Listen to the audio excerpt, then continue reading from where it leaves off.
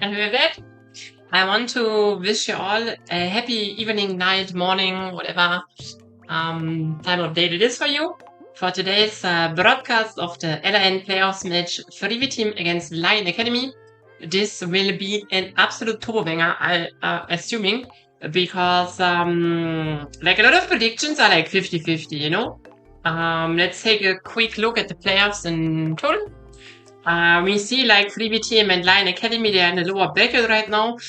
So whoever loses is out. And whoever wins will face Kite's Esport, and not just next week, but already tomorrow. So, you know, whatever the team shows today is kind of also what they will probably bring in tomorrow. You know, obviously there's day-by-day performance, but if you see like you know, big issues or anything, it will be hard to fix them in the span of like one day. Besides that, 3v team, obviously, they're coming out of the upper bracket. And wait. They're obviously coming out of the upper bracket, where third place, LYON Academy, in the lower bracket. They actually only achieved the 7th place finish in the regular season, but with the controversial exit of NCG, they managed to enter the playoffs on the 7th place even. What is obviously was, I think, pretty hype for the players. Regardless of that, you know, it is kind of interesting to see that the predictions are like so 50-50 on this matchup. Because if you think like, I think 3v team's regular season was really strong, and LYON Academy looked really rough in the regular season. So, you know, you could say, huh? How is that? Besides that, we have 3v team. They also 2-0'd LYON Academy, but I think it was like one of the first weeks. So LYON Academy definitely, since they lost to 3v team, had a lot of time to grow, you know, to fix issues and stuff like that. Besides that, I want to highlight some players. I think if you're a big LYON Academy fan, I think Inoribi already in chat mentioning it. There's Swihu on this roster. I think Swihu is a player that like at times looked like he wants to 1v9 for this LYON squad, you know. Really good mechanical player, especially on the mid lane role, you know, likes to play like a lot of flashy carries too. So that is pretty fun. Other than that, I think the AD carry Nanini is also quite decent, you know. We will see, especially with 3v team kinda dice rolling what player they send to the bot role. You know, let's see how they will face. On the other side, 3v team, I think their player to look for is definitely Gato. Gato is like a very good carry jungler here in the LRN. I think against like the best of the best junglers of this league, I think he always has looked a bit lackluster. But if you're just a tiny bit worse than Gato, I think Gato just, you know, turbo curve storms you. And considering how their first meetup went, you know, Kaze got turbo curve stomped by Gato, you know, so this is maybe something to look up for. Besides that, I think Raf and Varys, both of them, you know, have played bot lane in the past now for a 3v team, and I think it will be interesting to see how they manage. I think Raf in the regular season looked quite nice, but in the playoffs games against Zeus 5, he looked really, really rough. And Varys, you know, Varys is a mid lane player, so he played mages, but I think it is hard to predict if he's like, you know, still we have seen him like play twice, you know, one game they even won, and it's not like he played bad or anything, but it's still, you know, I'm still not 100% sold on that. Despite that, I think, you know, I have showed you there, like, technically, 3v team, they're running a 7-man roster right now, and technically they also have Initio in the back, you know, so maybe Initio is dropping also to play some games. I think individually, like every of these players is quite good, you know, not necessarily the best of the league or anything, but like definitely top, up there on the upper half of the league, should be most of them. On the other side, I think LYON Academy, they kind of looked a bit rough, you know. I have also, wait, I can show this. No, this is wrong, wait. You know, I think their roster is okay. I'm not a big hater of any of their players or something, but I think LYON Academy looks a bit like they're getting a bit, how do you say? You know, like LYON is not caring too much about them. So let's see how it will go. I think all of their players, they also have Zahind on top lane. I'm not sure who's actually the main top lane of them. They switch up. Whatever. So let's see how that goes. Also, Nalini and Saha, they play for a long time together now already. So let's see. Against Vihu, really good. Besides that, they also have a new coach that might change things for LYON Academy. They got tricky. On Wikipedia it says he's only added today, but I will doubt that this is his first day with this LYON Academy roster. I would assume that he has already worked like 1 to 3 weeks with them. This could be actually massive. His last split on Icon Esports in the spring split of the LRN was pretty rough, but Icon Esports in general was just a dumpster fire. I'm not sure how big of a fault he has to, he's getting from it. But in the LRS before, like especially 2025 and also 2024,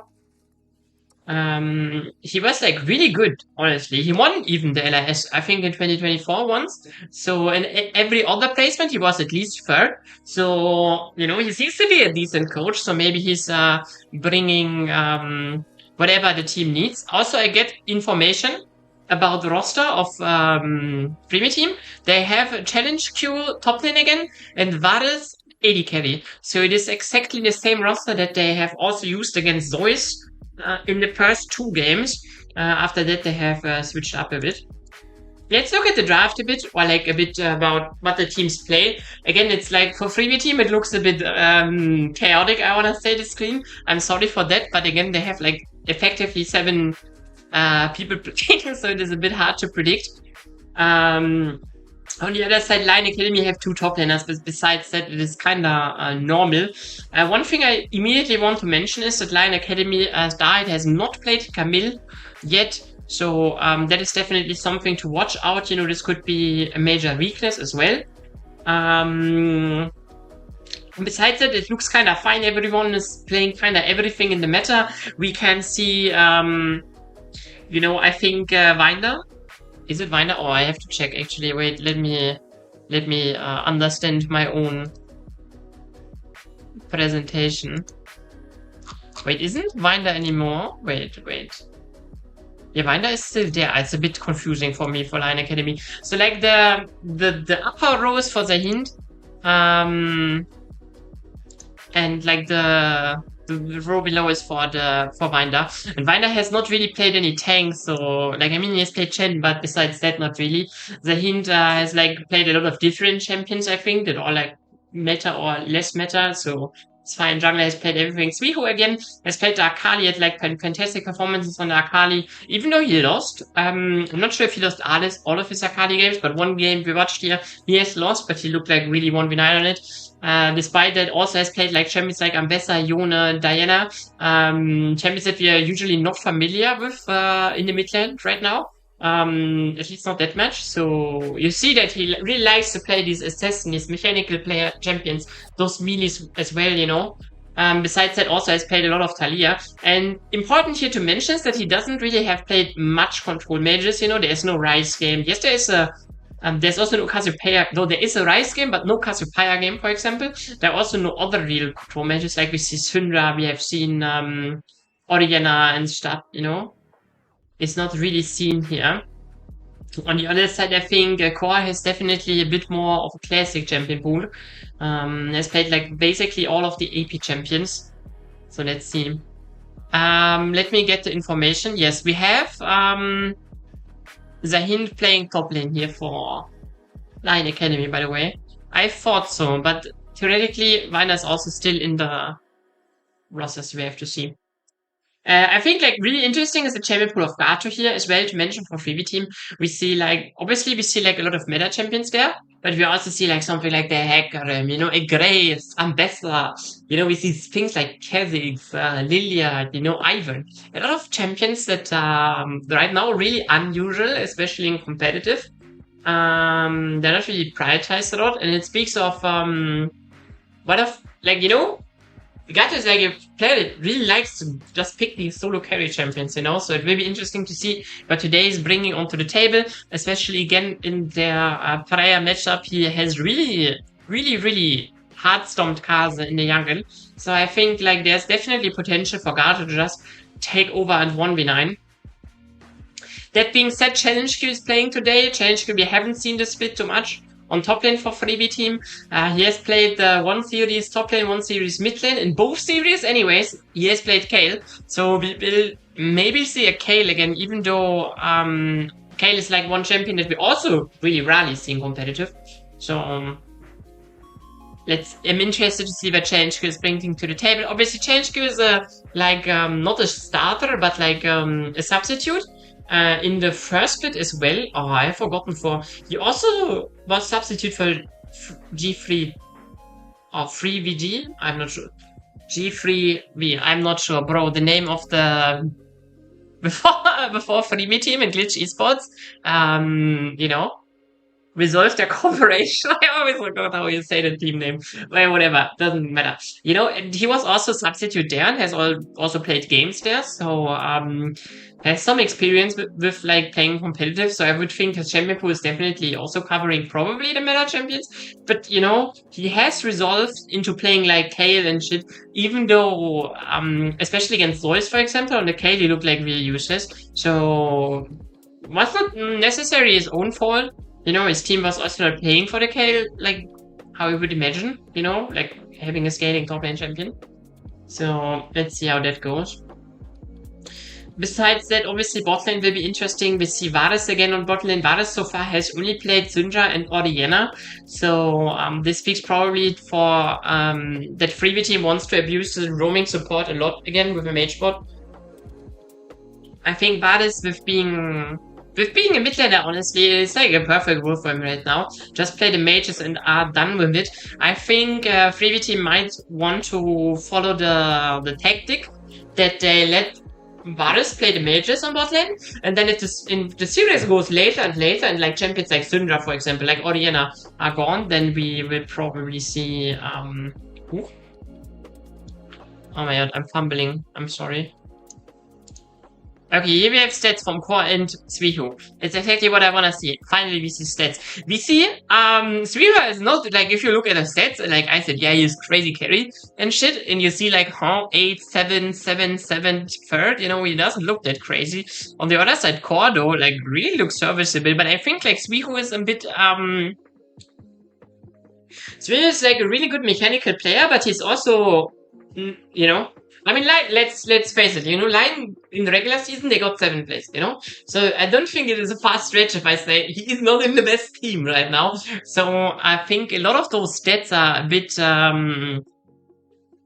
they are bleeding due to the fact that he's A, on a bad team, and B, he likes to really play like champions, like melee carry champions, you know? And if you're losing and you're playing like something like, I don't know, like a Kali, you know, or like Ambessa mid lane, or like Yon, you know, it's like really rough, or even Diana, you know, it's like, it's not like you're gonna do much, you know, if the whole map is burning, you know, it's like really rough to stay into the game. It will be interesting to see how he faces against Core.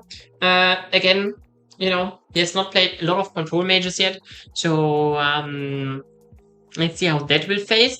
Do I think like I think Freebie team will probably burn through the mages, like especially like in the early of the series, because like they have 2 mage players in their team. They really like to play mages. So I could imagine that maybe like they actually get into the position where they have like 2 mages, you know? And then game 2 they maybe have 2 mages again, you know? And then a lot of those champions are already out. And even if series does not go great for Suihu and LYON, you know, they can still bounce back then when all of those champions are kinda gone. So we have to see how that goes. Okay. Besides that, is there anything more I want to speak about right now? I honestly, like, the draft should like start very soon. I'm a bit sad that they haven't shown the Gato, like any other stats, honestly, but I think it's a bit hard, like, what do you want to focus on the draft, because, like, Freebie team having so many players, you know, it's like, what matchup do you really want to highlight? But I think like they should have highlighted the Jungle matchup. I think with Gato being such a strong point around Freebie team, it should be mentioned, I think, honestly, but it's whatever. I think something also that is kind of quite interesting about Gato is Gato is actually coaching right now a Portuguese team. I think they're called Other Side. And they were playing at EMEA Masters earlier this year. So probably I'm not 100%, like, I actually have no clue about Portuguese scene. So, we will have to see how it goes for him in the Portuguese scene as a coach. But it is kind of interesting to think about, you know. Maybe this is like burning him out more, but maybe it's also giving him new ways to look at the whole thing, you know, at the game and stuff.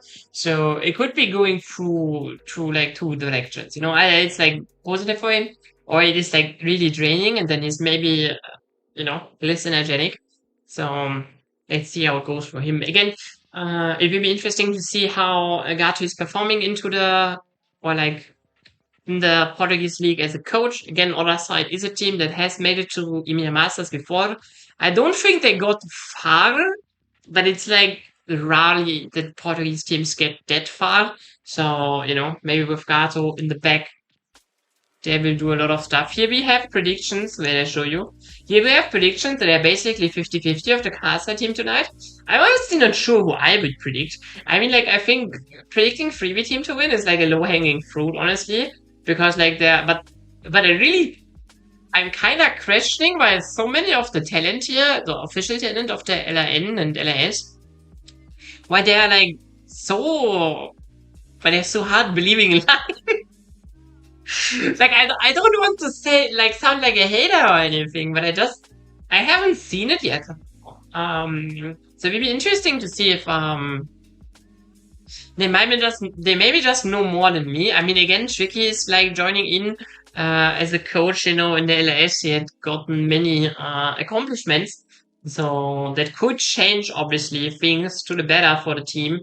But, so far, I'm not yet buying it. I have to wait. Oh, I will leak my... No, never mind. So... let me prepare the draft music and shit. Again, the game should start soon. We are like already like 3-4 minutes over the time. But you know, in this league, we always have to wait. There are pauses and shit happening. I'm sure we will figure it out sooner than later. And have hopefully a banger series. I'm not sure what to speak now. I'm hoping it will be a long series. I'm interested to see how Freebie team is like. Again, I have here the picture of all their players that they have swapped around and then the dices. So I thought, like, against Zeus, it kind of was a bit random. Like, they swapped their players back and forth, but they just got turbo gapped, you know? Yes, they won the first game, but I want to remember that in the first game they won against Zeus, they had a Galileo support as an emergency substitute. And Galileo is a mid laner that is, like, not playing right now competitively. So he was an emergency substitute, just subbed in, and even then Zeus 5 nearly won the game. You know, it was really, really close, actually. And I think it was like I think Zeus 5 even, it's not like they were behind or anything. I think they had like a good shot at winning the game, but there was one situation at the Nash where they just, I think their top laner could have finished Nash, but then, you know, they just didn't. Was a bit unlucky. So, that being said, they are preparing. Oh, yeah, we're going into draft. Boom. Great. Okay. And with that, I want to again welcome you all to today's broadcast and English cast of the LRN. We have Freebie team against LYON here in the lower bracket. Who loses this series is out of it. Who wins it faces Kites tomorrow. And we see the bands going in. We see already a lot of attention against Gato here for Lion. Two junglers already out, Nocturne and Nafiri. On the other side, we see as well Nautilus band also like right now really meta champions, you know, there's nothing too crazy yet. Besides, again, the heavy jungle focus against Gato. But I think it is necessary. Gato is really strong. Though I also question, you know, if Freebie team really wants to delay a jungle pick for Gato here into the second rotation and stuff, you know, his champion pool is really deep, you know. He can find a lot of stuff. Ooh, they're even last pick, you know. So, you know, Freebie team, they could really cook here. Even though Lion is banning a lot of junglers right now, it will not stop them necessarily. So let's see what the third ban will be. LYON Academy. They have to decide one more. They're taking their time. I think the overlay is bugged, right? The 30 seconds are already over. Must. No way! We have technical difficulties. They're either restarting the draft or we have just overlay issues. Regardless of that, I will make the music a bit quieter because we don't need it right now, really. We have to wait again. I think, yeah, it's like, you know, nothing too crazy. LYON has first pick, so... I mean, there are a lot of stuff to first pick. Reasonably in the game one. You know, depends also what they could, like, you know, what they ban. Maybe they want to pick a jungler, but they're changing overlay completely, so we're kind of out of it, right? Wait. Maybe you should listen what they say.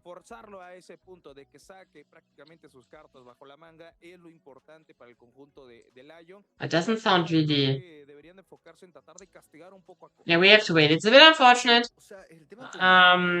Let's hope we don't miss too much. You know, sometimes they just cut back into the draft and then it's over. Let's hope that we get back into the position where it was. Maybe someone has like disconnected, misbanned, you know, something like this can happen. Especially considering those teams and those players, they're not really playing in gaming houses or anything. They're playing from home, you know, so individual variables are like very high. So there are a lot of points where something could go wrong, you know, if like everyone is in a gaming house and then there's like internet falling out, you know, it's like, okay, you know, there's only one building that can have internet issues, you know. But if you have like your whole team is like spread out, like over like a continent even, you know, for like Kite's eSport, for example, I could imagine that like, you know, players like InoriB probably in an A, like in the United States, but like some players like Dimitri maybe no, you know. So they're like, you know, spread over the continent of the Americas. And like here, even too, you know, like maybe someone is, I'm not sure what nationalities the players of either teams are, but surely there are some, like Zahin is Mexican, for example, I know that. Then they're like, you know, Gato, I think is Colombian, you know, so I don't know.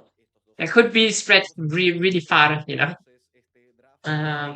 Makes a lot more variables, honestly. Regardless of that, we still have to wait, you know. It is sadly our fate for now, but it's okay, you know. We just wait a bit longer and then it will be banker game. Just a bit more waiting. I cannot tell you how long. I will just add a text, honestly. In any case, maybe someone is joining in and is confused. So, game is delayed. We have to wait. It is a bit unfortunate. But I'm sure at some point the game will start. It is a really important series. Like, it's not like you really can delay the series. I mean, like, obviously, you know, if there's something crazy happening, they can delay the series. I'm pretty sure about it. But it's a bit unfortunate because, like, tomorrow would be the match against Kites, you know. Whoever wins this series would face Kites, you know. So it's not like you know, if you want to delay this series, you know, because like maybe there's really some crazy stuff happening, it's not like you have much time to delay it too. So I think there was already one major delay, but I have forgotten what the reason was. I have completely forgotten that it happened too. So I was like the day when it happened, I was thinking, yeah, LRS is happening, and then No, I thought like it was a Monday, and I was thinking, yeah, LRN is happening, and then it wasn't. It was LRS, and I was like completely. I was laying in bed, and I looked at the clock and thought, what if LRS is instead of LRN is happening? And I looked in the stream, and it was already live. I was still in the pre-show, but it's kind of funny. Because of that, we have to wait. It is a bit unfortunate. Waiting is, I have to be assured. If there are other competitive events, that if you're not getting enough competitive League of Legends, and I can just make a bit of advertisement for the League Impact Series NNA and LADAM that is happening. Female non-binary tournament happening right now. Created by Blue Otter organization. There are a lot of LATAM teams playing there too, like Five Leaf Clover, for example, or the Majoris Angels, I think, and Spirit Blossom. Must be three. I think three LATAM teams are playing there. They have actually maybe a shot at winning the whole tournament, so we'll be pretty hyped. Besides that, you have like team like Flycus Red, Lux X Evil Geniuses and stuff. So a lot of organizations are taking part in it.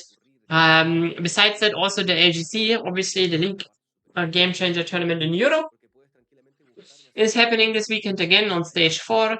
A lot of teams are facing there too. There are no NA players anymore there, or LATAM players for that matter. Because I think like the last player that was playing there is Stari, but Stari is now playing in the list series, so which is out. So it's all European. But yeah, no matter what. Also, like, CD playoffs are happening right now. Pretty hyped. They're also for LATAM. We have Astral Esports. I think, spoiler, if you have not seen and want to see, I will now say the result of that series. Astral won 2-0 against RMB. And I think with that, it's pretty hype, I mean, it's not like, Astral is so strong. It's like not like the CD teams can really do much against them. I think there's a chance that they might lose, but it's pretty slim. Oh no, no, no! We're getting mugged. Yeah, okay, but what are you gonna do? What are you gonna do? Is there anything interesting happening right now? What I can share? Like, maybe we can check if probably they have said what the issue is, but. Yo no hablo español muy bien, My Spanish is really ass, and I also didn't listen to, I have to say. So, I will just see if maybe Freebie Team or anyone, have posted anything. It doesn't seem like it. I think the person that is, I've forgotten her name.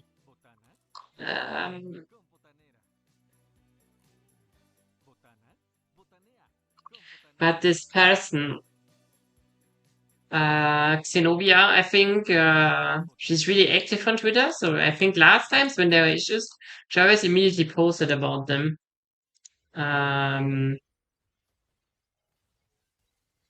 But there is nothing there yet. So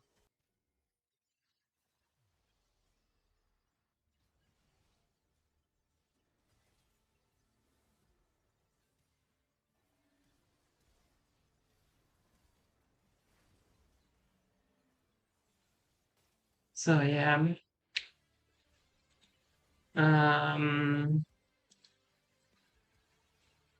Let's see.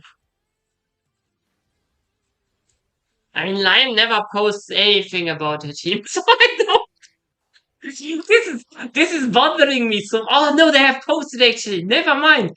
We're redeemed. We're redeemed. LYON Latam redeemed. They have posted something, but they have only posted that they will play. But that we already know.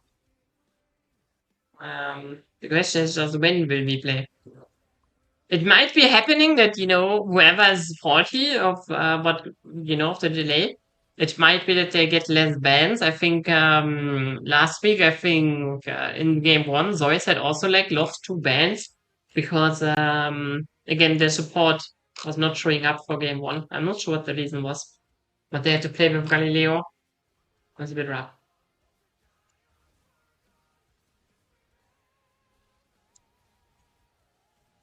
So yeah, let's see. I mean, only 2 minutes, and then we will get new information. Am I right, chat? Haha. Hopefully. So yeah. Ah, a bit unfortunate, you know. It is what it is.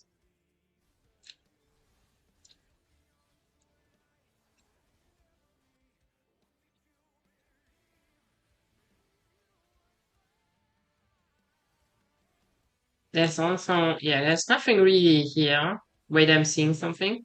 Oh, the new coach of LYON has posted something. What did they post? Wait, let me read.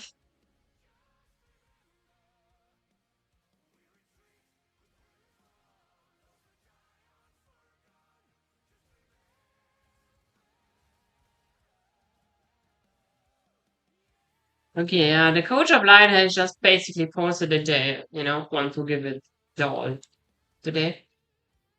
It was really rough, honestly, for LYON. I think the situation they were in, it was really unclear because, wait, I can just show you. Wait, I do this. Boom. Okay. Because, I mean, we have time. You know why? We just take the time. If something happens, we would see it. So, with how the league ended, you see, NCG was still in it, and LYON there were 7. But at the beginning, it wasn't clear. It wasn't really clear who would be 6th placed, anyways, because, like, as you can see already, in the head-to-head, the Tigres win against LYON Academy, but in the game score, they lost, because, like, LYON has a win more, and they lost less. So game score is better for the LYON Academy, and then they don't know who would get 6. Is it was it like head-to-head or not, and then it was decided, but then NCG was still a part here, but NCG obviously isn't a part anymore because there was a lot of drama around this organization and the players. Not necessarily. I think the first was some drama. Like they started really strong into the league. Like you can see, first 3 weeks I think they stormed. I mean they lost against Zoys, but then they won. No, this was already out. Okay, never mind. They played Polar Squad here too. So, and then they FF'd, because I think the first week, like this FF against Fuego, I think all the players of NCG, for whatever reason, like, they just left. I think the org did something, and then you can see here, they just leave one by one, I think. Yeah, they just leave one by one. I think there was something the org did that they really didn't like, and then they refused to play. And then after that, there was like some drama about 3L player. I will not. Oh, bro. I will not go too deep into it. Regardless, then they had to have F a lot of games, and as a result of F, even though they have F 3 times in a row, they were still 5th place. And then the league kind of decided, yeah, you cannot play anymore because you have 3 times in a row. And then they were put out, and then LYON got in, so it'd be interesting to see what they did since then, because like you can see the last match here against Zeus, they already won the game against Zeus, but it's quite good, Zeus is like 1st place in the league, so winning a game in the series against Zeus is really, really good for them. And then like since this is like nearly completely a month ago, 2 days more, and it is a whole month that this series is in the past. So theoretically speaking, LYON they have a lot of time to work, do a lot of stuff. On the playoff side, again, we have already seen Fuego Kites. I think it was a really rough series for Kites. It's not like that they were completely chanceless, but Fuego really showed them their place. I think this series was also kind of stumped, even though 3v Team won a game. It was kind of Zeus having emergency substitute support was really rough. I think this series was really banger. It was a reverse sweep too. It was really hyped to watch. Kites against the Tigres. A lot of people have actually said, oh my god, this Tigres also is so crazy. But, I mean, I can understand it. They have like legends of the scene like Martas, they have Putin, they have the Fatorix and the Rolls for Viewers. So it was kind of a super team. You know, if you want to call it like this, like, you know, considering, I called it like maybe a super team because like theoretically the players are like really hype and stuff. But if you like look at, Ahora sí que sí, estamos de vuelta para continuar. okay, wait, who cares about SDM Tigres when you can care about League of Legends? Am I right?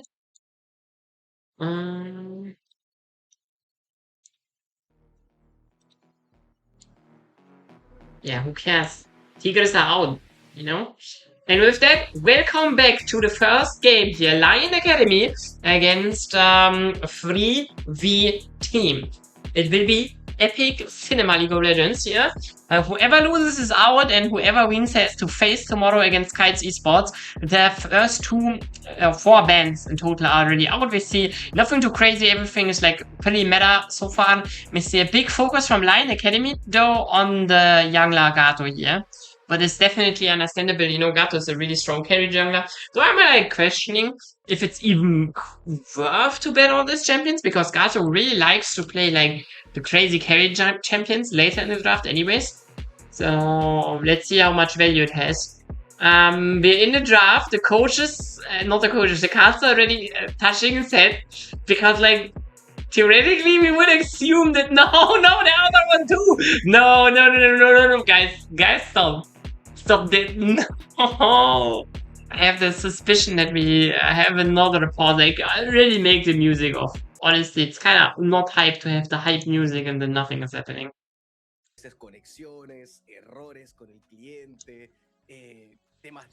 Yeah, I love that the caster on the left, you know, already speaking about connection issues. Yeah. Scheiße. Yeah, we have to wait more. You know, it's like, isn't that fun? Isn't that fun? You know?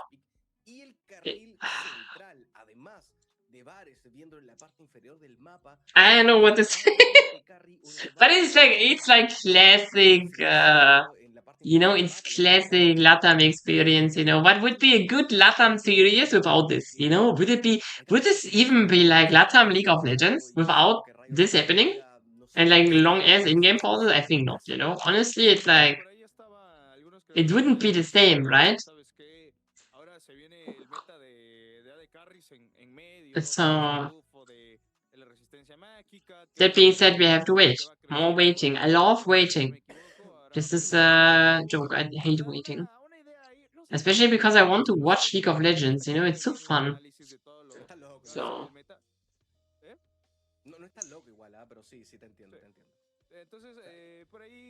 So yeah. Oh! Draft? Wait. Okay, we're already in the draft, you know, we missed a bit, but it's fine, we're in it now, we see League of Legends, isn't that fun? Another jungle ban was actually used in another 6 ban, pretty fair, normal, like LYON has first pick the Syndra, I think definitely something really great. We haven't seen Smihu playing Syndra yet, so interestingly to see how that will phase out. Besides that, we see Skarner into Leona. Very going in, you know, very tanky too. On the other side, we have a Pantheon, Victor, and a Trundle here. Trundle obviously against like 2 tanks, like really good. You know, with the ultimate you deal like, at like level 16 you deal like 30% max HP damage. I think it's not damage actually, you just take 20% of the HP, you know, it's not like you can, I don't think you can, you know, resist in any form, it's just that much damage you get. Like, it's basically true damage, but I'm not sure how the wording is. It doesn't matter. He also steals resistance from you, so this is already really good. On the other side, I think, like, Pantheon and Victor are more meta champions, nothing too crazy. Also, it doesn't seem like any bans were taken away. We see Lucian ban here. On the other side, we see Gwen ban. I'm not really sure if a Hinge ban? Bro, what is a hint? Cooking. Huh? My bro is just crazy with it? That must be... This cannot be real, right? They have not banned Hinge. I mean... is Sinch even good in his like? And I think the thing about Sinch in competitive, I think it's not like that Sinch is a bad laner or anything. Like Sinch is actually quite good in lane. I think the issue with Sinch is like that, like the later the game goes, he's just a dude running around, you know. So it's like he's not too crazy what he does in the later game stage, even though his laning phase is actually kind of fun. Besides that, we see another Vayne ban here and Gwen ban. I think Vayne is a champion that JHQ already has played, so is the Zahin that is now locked in. Theoretically, like, Zahin could be played jungle and Pantheon support. You know, there is still a bit of flex Q, flex pick power in this, so we have to see. We have to see how it goes. Other side now, LYON, they have to look into. They have to, first of all, they have to reveal where the Syndra is going. And they kind of need a bit more damage here. I think like they have only Syndra. Now they pick a Yorick here for the hint. Definitely a champion that does deal damage and is also a great side laner. So let's see how that will go. Yeah, but still, we have to see one more champion that is like really a carry champion. I think even with Yorick, the damage is quite low. Also, Yorick is more of a side laner. And they have, oh yeah, this I would like. This I would like. The Stana pick here could be really strong with the engage tools and the one-shot of Syndra that they already have. LYON will decide now to pick this Stana here. Still, technically it could be flex pickable still. They could send Syndra bot lane, Tristana mid lane. I don't think it is impossible, but we haven't seen Tristana mid lane in a really long time. So I'm not sure how viable that is right now. So I would probably more think that Nannini is playing the Tristana. What also means that Smiyu is playing a first Syndra here. On the other side now, it is a Locke pick. And Locke kind of lost a bit of his magic, you know? When he was released, he looked like insanely OP. But then he got nerfed, and also teams figured out how to play against Locke. So he lost more and more value. With that being said, I think also this game is like probably not the best game for Locke. Because like there is a lot of CC and a lot of tank members, you know, that like you cannot just jump in. Because like if you're getting CC'd by Leona or Syndra scattered a week, you know, and then you're just dead. There's nothing you can do, they just kill you. So it will be interesting to see. Despite that, we have on 3v team, we have actually Pantheon. I mean, they have picked Trundle, what was I saying? I was immune to Trundle pick, but they have actually the Pantheon support. Wait. There must be a bug in the overlay, right? Why is View having Leona? Why is View having Leona? That cannot be real. That must be bug. That is bug. Save it's bug. Starhide is never playing Syndra here. I mean, I have said in the pre-show that we have never seen Smiyu actually playing like some of the meta champions like Syndra, but I would be really surprised if they lane swap. It must be back in the overlay. Surely. Aside that, you know, we see for every team they have a combo of a lot of champions that do like the ability to play the game is like walking forward and punching the enemy, you know? They have like a quadra melee comp with a Victor. So this could be hard to execute because like especially if like if the front line of LYON is like, you know, tanky enough and the back line is dealing enough damage, then this could be really hard to play, especially like considering that like with having like Syndra Tristana, you have a lot of upfront burst damage. So you could live in a world where like, you know, the 3v team, they just want to walk forward and like two members of them, they just get immediately one-shotted, you know?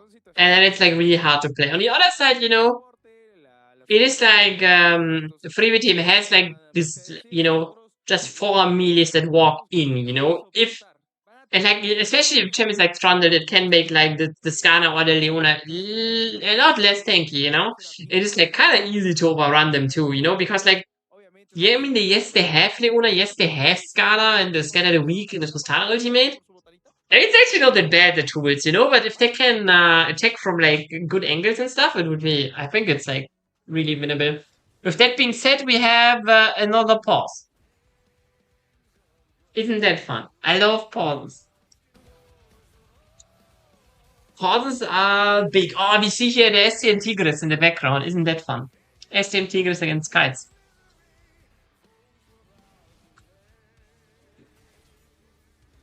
Holy shit. That's a very interesting series.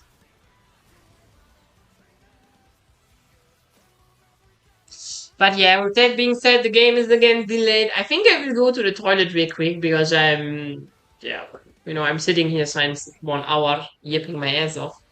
And we have not seen a single second. I mean, we see League of Legends in the background, but you know, yeah, I will go to the toilet real quick. Um, be right back.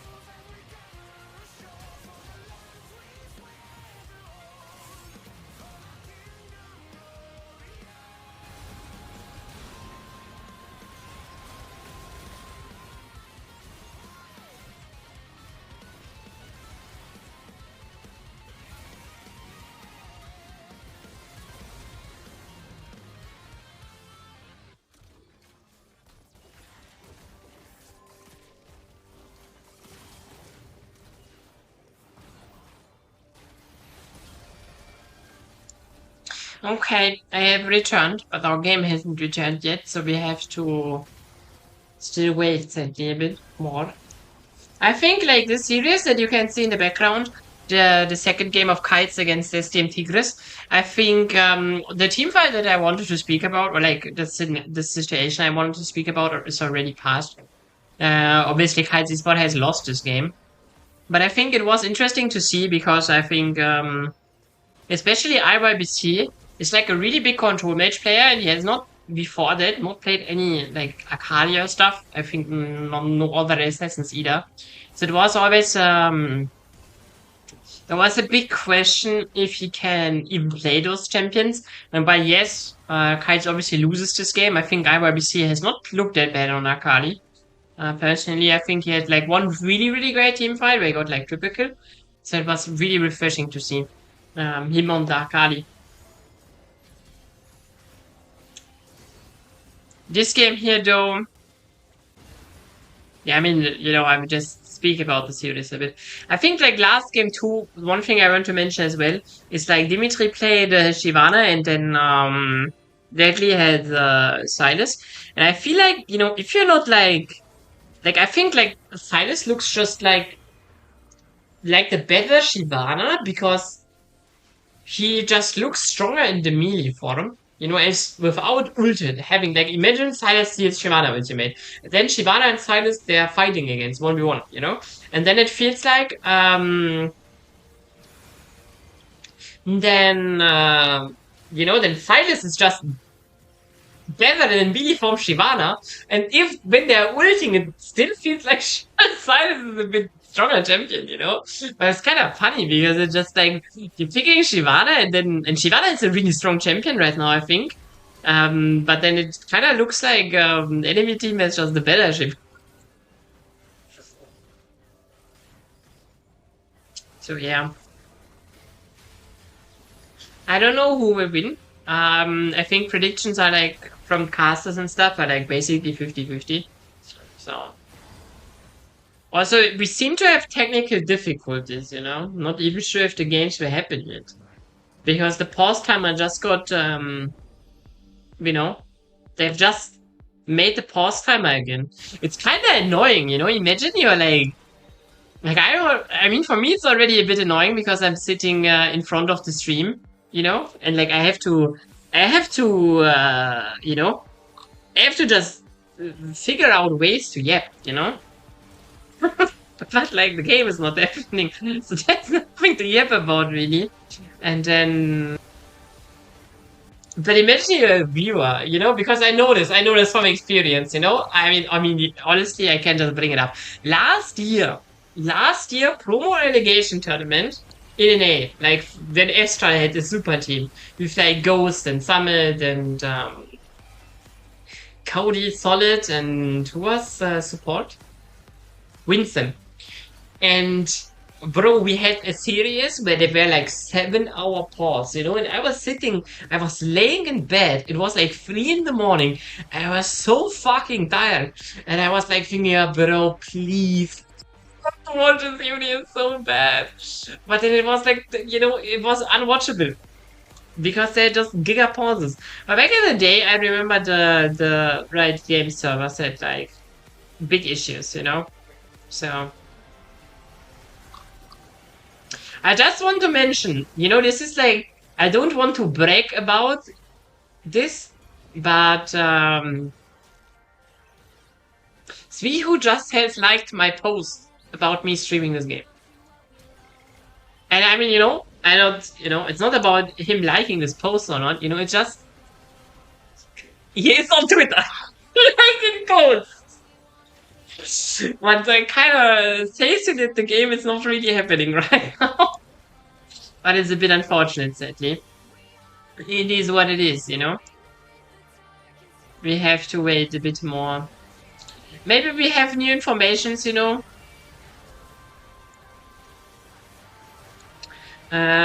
Maybe there will... I'm looking on Twitter myself right now if there any team has maybe posted that like, hey, we have like issues or whatever.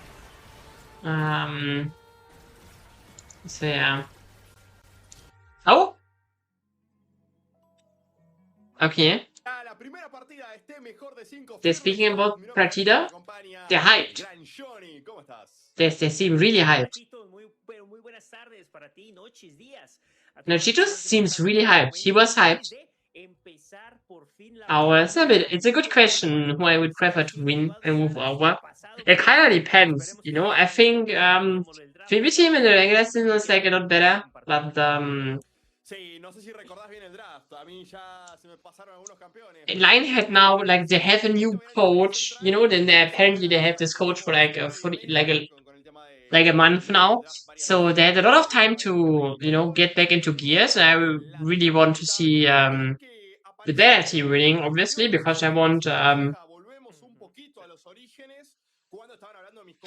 better team obviously to win, because the best team should go into LCS. I think like Freebie team is probably the better team here today, but it will be interesting to see. Let's see, especially like now where Freebie team has decided to dice roll their roster, or like who's playing. I mean, it's not dice rolled, you know. I think they have a strategy with it, but from the outside it looks a bit rough.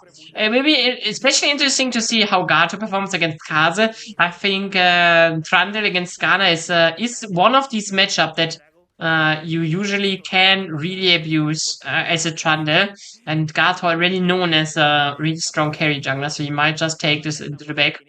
Besides that, it is for me a bit hard to actually read the matchups. There are a lot of matchups we don't usually see. Like, we don't see Tristana that often, you know? We don't see a Pantheon support that often. I mean, I think mid lane matchup should be in Spihu's favor, you know. I'm not sure how hard it would be in his favor, but it should be in his favor. Jungle matchup, it's also like should be in Gato's favor. Let's see how much lead he can gain. Obviously, Kaze, he can find like crazy gang angles, but it's like also not that easy.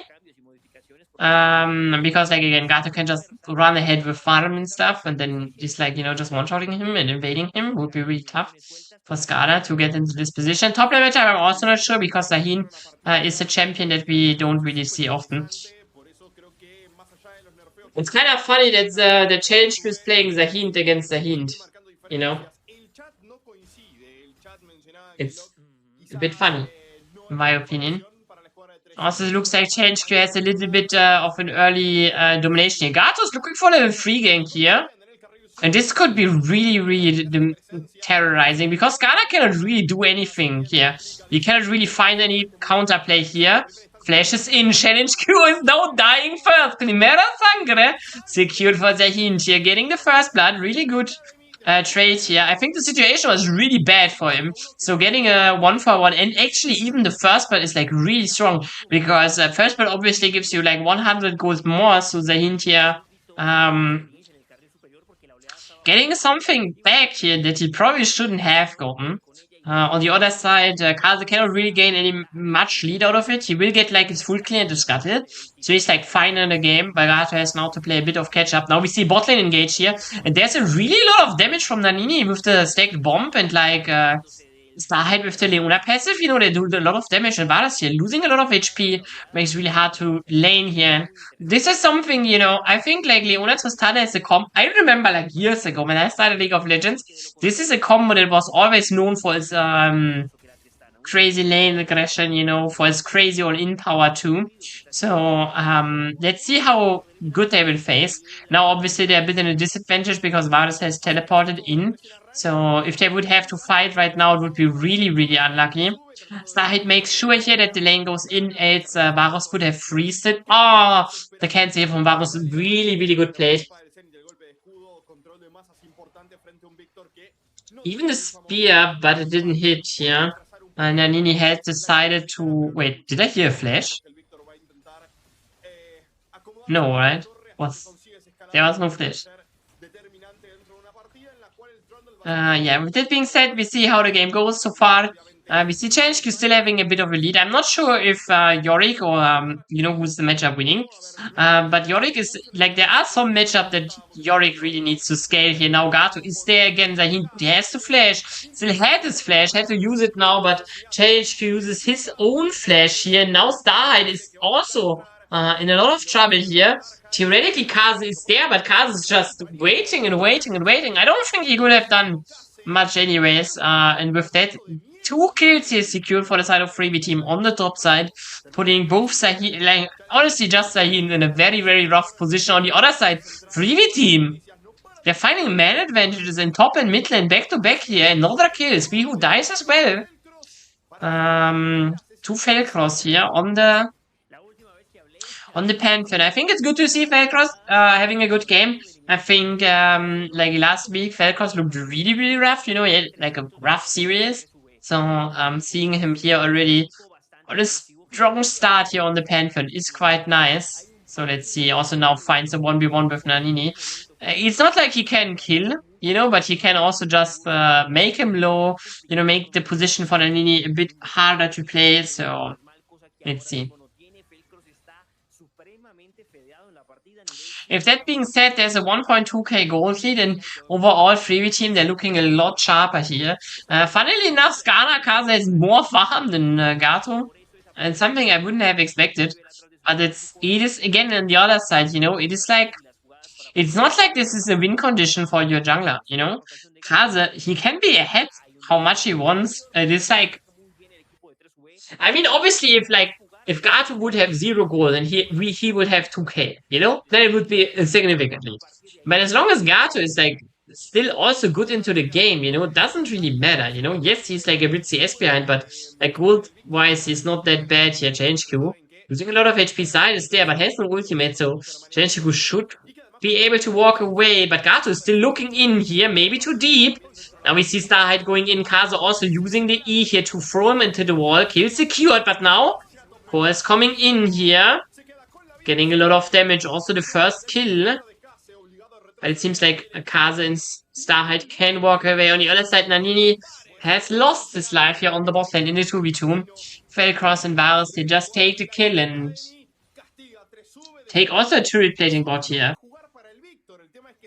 So in general, I would say it's a really strong position here for 3v team. They're getting more out of this, even though the play in the initial didn't look too bad here for LYON, but in the end it doesn't matter. Of course, just move priority being there first takes the fight out on himself.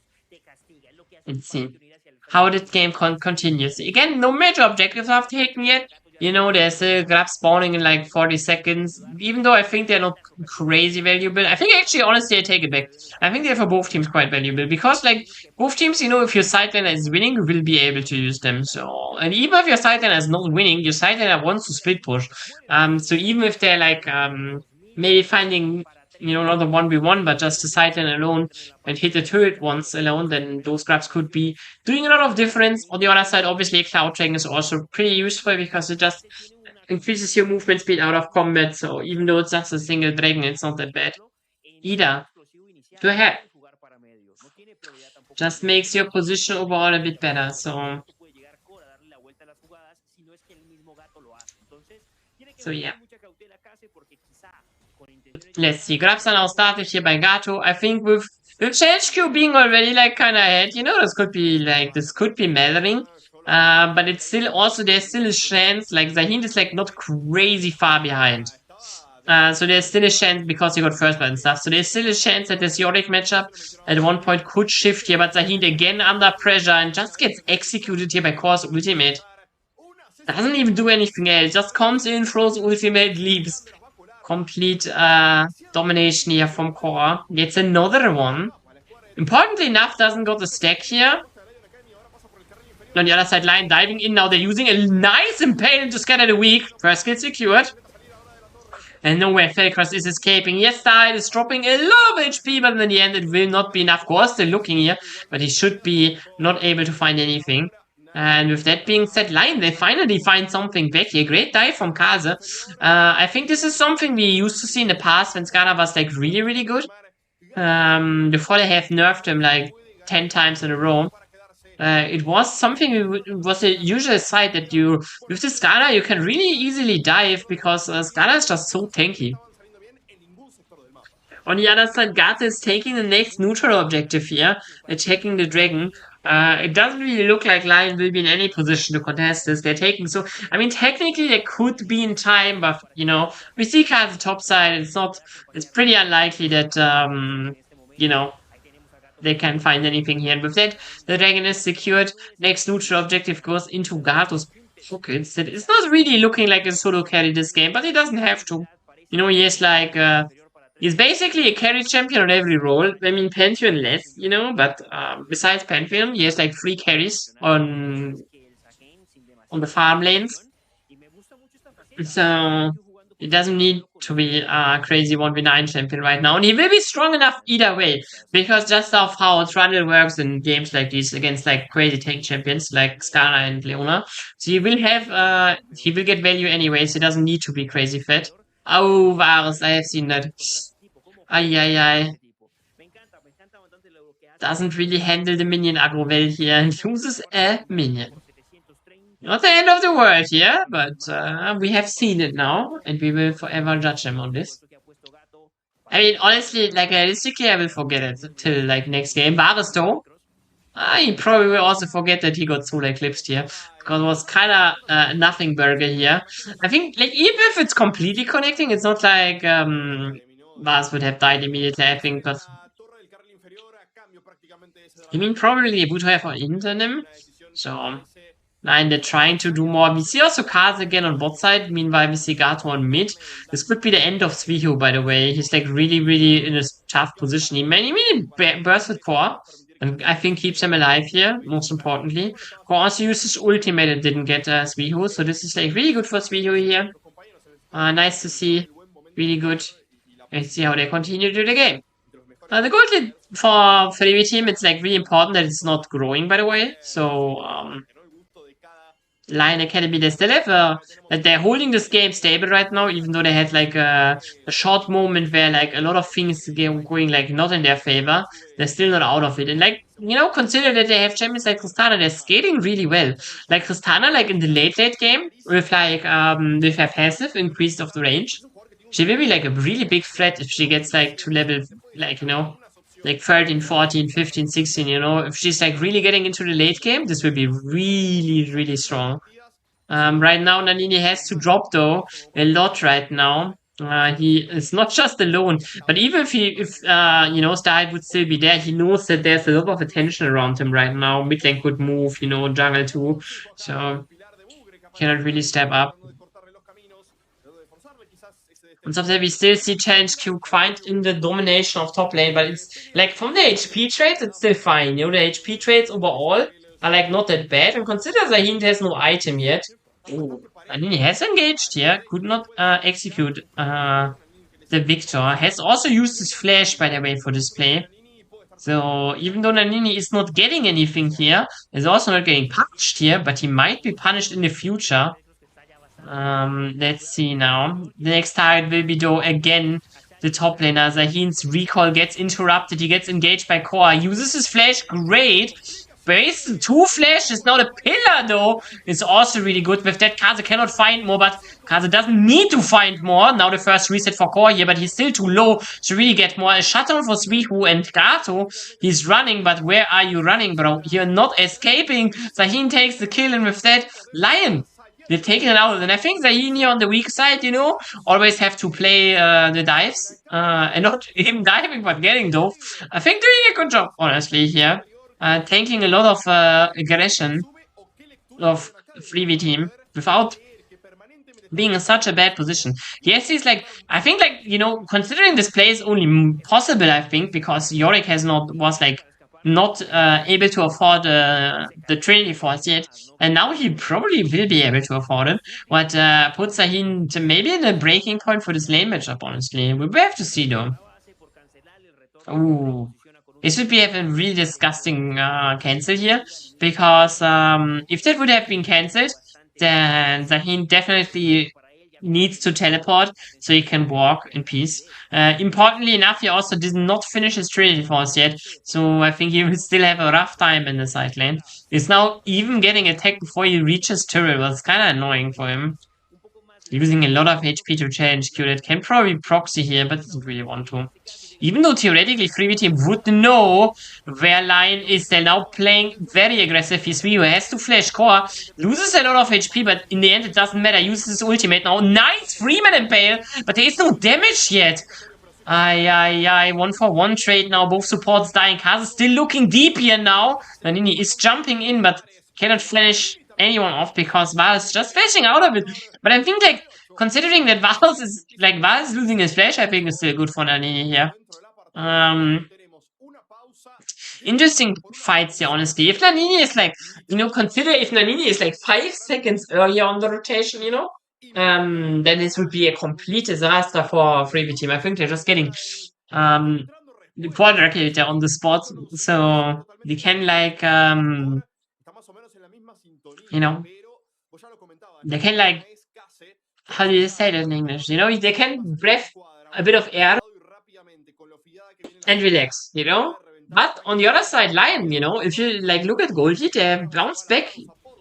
They're now in the leading position, so really strong for them. Will be interesting to see if they can maintain this position and can build on it. So far, they do. They're securing their first dragon. It is a Shemtech dragon. Again, solo dragons are usually not that important. Suihu is playing really aggressive though. He didn't even have his juggler there. He was really playing aggressive on Varus. And this gets immediately punished for it. And I think this is like something that you can never do against like Pantheons, You cannot play over aggressive. So it's like really, really big mistake here from Suihu. Not respecting a fake cross Pantheon ultimate. If this Lion lose, will Inspired yell at them? I think honestly it would be good if he would, but I have the suspicion he won't. I'm not sure how involved Lion Academy and Lion main team are together, but I would not be shocked, if Lion main, like, if the main team, of the main team, of the ACS team, if the players, it wouldn't be shocked if someone like Saint doesn't even know this exists. Or Berserk. This being said, there's a fight breaking out. Nice ultimate from Challenge Q here, sawing a lot of HP in the end. It won't matter, he gets taken out anyways. Teleport used from Zahint here as well. Not really necessary, but definitely still appreciated that he did start on the other side, taking a bit too long stay in the river and dies here. If that, it makes it a 1-for-1 trade and maybe potentially still a better position for Freebie team.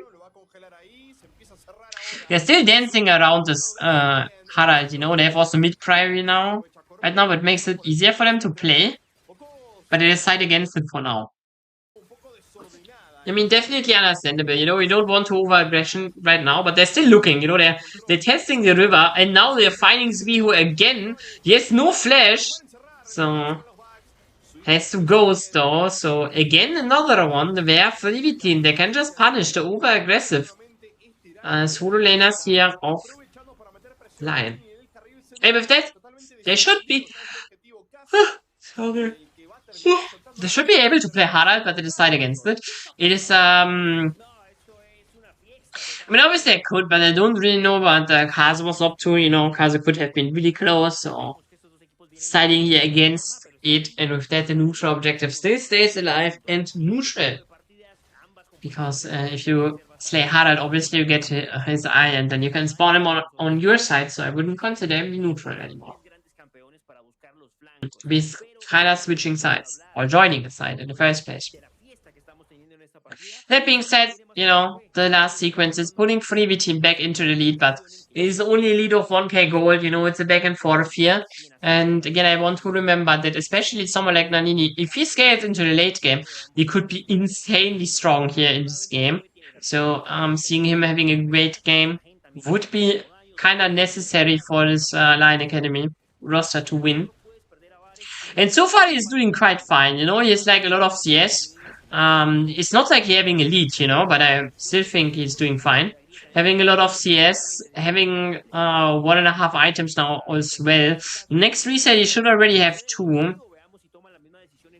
So he will scale and power really quickly. And his had Coils on the side, and I'm not sure if he can look at Zahint. I mean, he does anyways. His first damage is not too crazy, but again, it's Felcross that is there first. And Zahint, while he has flashed, where are you flashing? There's still 4 members sending it on him. And with that being said, I think like Core didn't collect his ultimate stack, by the way, what's kind of funny. Usually, if you kill someone in ultimate with like Locker, you get like a stack that increases the execute threshold. So Nannini already like halving Gato here with ease. Like really, really insane to see that, considering he has not even 2 items yet. Harald now used on top side here too for LYON Academy, only getting 1 turret. And nothing more, but that's fine. I mean, Core hit against Stays. Freebie team still ahead. Next neutral objective will be the Dragon. I think Dragon will have a bit more contention here. It is an Infernal Dragon. I think Infernal Dragon is always the Dragon. I'm not saying it's crazy impactful, because like, let's face it, 3% more AD and AP is like basically nothing. It's like if you have like 180 or AP, it's like 3, And now consider like an AD carry is like basically maybe it's 380 in late game. And even then you get 980. And like an AP carry, okay, maybe you have like 400. And then you get 12 AP. It's like, it's bad, but a single Infernal Dragon is definitely not changing the fate of the game here. And while I yapped about it, Freebie team, they just took it. Now Pillar is used first to hit. Nice double impale here, but maybe it doesn't really do, not just maybe, it doesn't really do LYON, any favor here? Locke just takes a double kill, and Nannini and Spio, they're not yet strong enough. Again, Cordo not collecting his thing here from his ultimate. Kinda annoys me, man. I'm not sure, maybe they have just considered it like maybe it's useless, you know, then I just don't take it anymore. Because I'm not sure what it gives you, but it looks really stupid. Now the hint here is Chase, but he knows, you know, if Core is playing this too aggressively, he can just 1v1 him. But he has also to be careful because, like, you know, he obviously knows that Core is not playing alone, you know. There's backup here, and I will open the League Wiki right now. Because I really wanna know. I really wanna know if what Locke gains. I mean, I know what he gains. You know, his ultimate executes you earlier. But I want to know how much he gets per stack, you know? Because maybe it is like really bad actually. It's like 0.5 HP. Like, and I already have seen Core letting like 2 like stacks just on the map without taking them. And this is 1% more execute. It's not the end of the world, you know, it's only 1%, but it is 1% more damage that you're letting on the table, little bro. Not sure if that's worth. But especially because he, like, the moments where he didn't take it, he could have just taken it. Oh my god, Nannini. 2 items now, already a lot of damage. But still not enough to kill anyone here. And this is like, even though like Freebie team is ahead right now, I still think LYON, they have a good shot at this game. Nannini so far has a really good game. And if he can find like the 4 items, especially on 4 items, he kind of will be completely one-shotting everyone, you know, so...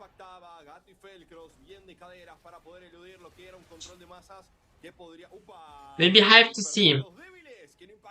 So far the game is a really slow back and forth, so I think Nani definitely has... Oh my god. Definitely chances now Impale misses. And LYON has to retreat. If this Impale hits, I think they get maybe 1 kill. But wasn't the cleanest angle anyways. Besides that, Nash has now spawned, obviously. Well, he already has spawned 3 minutes ago. But I don't think Nash is nearly, like, it's a really interesting objective right now. I think theoretically, Nannini, as soon as he has, like, 3 items, he's, like, one-shotting this Nash. So, theoretically, for LYON, it could be an interesting way of playing the game.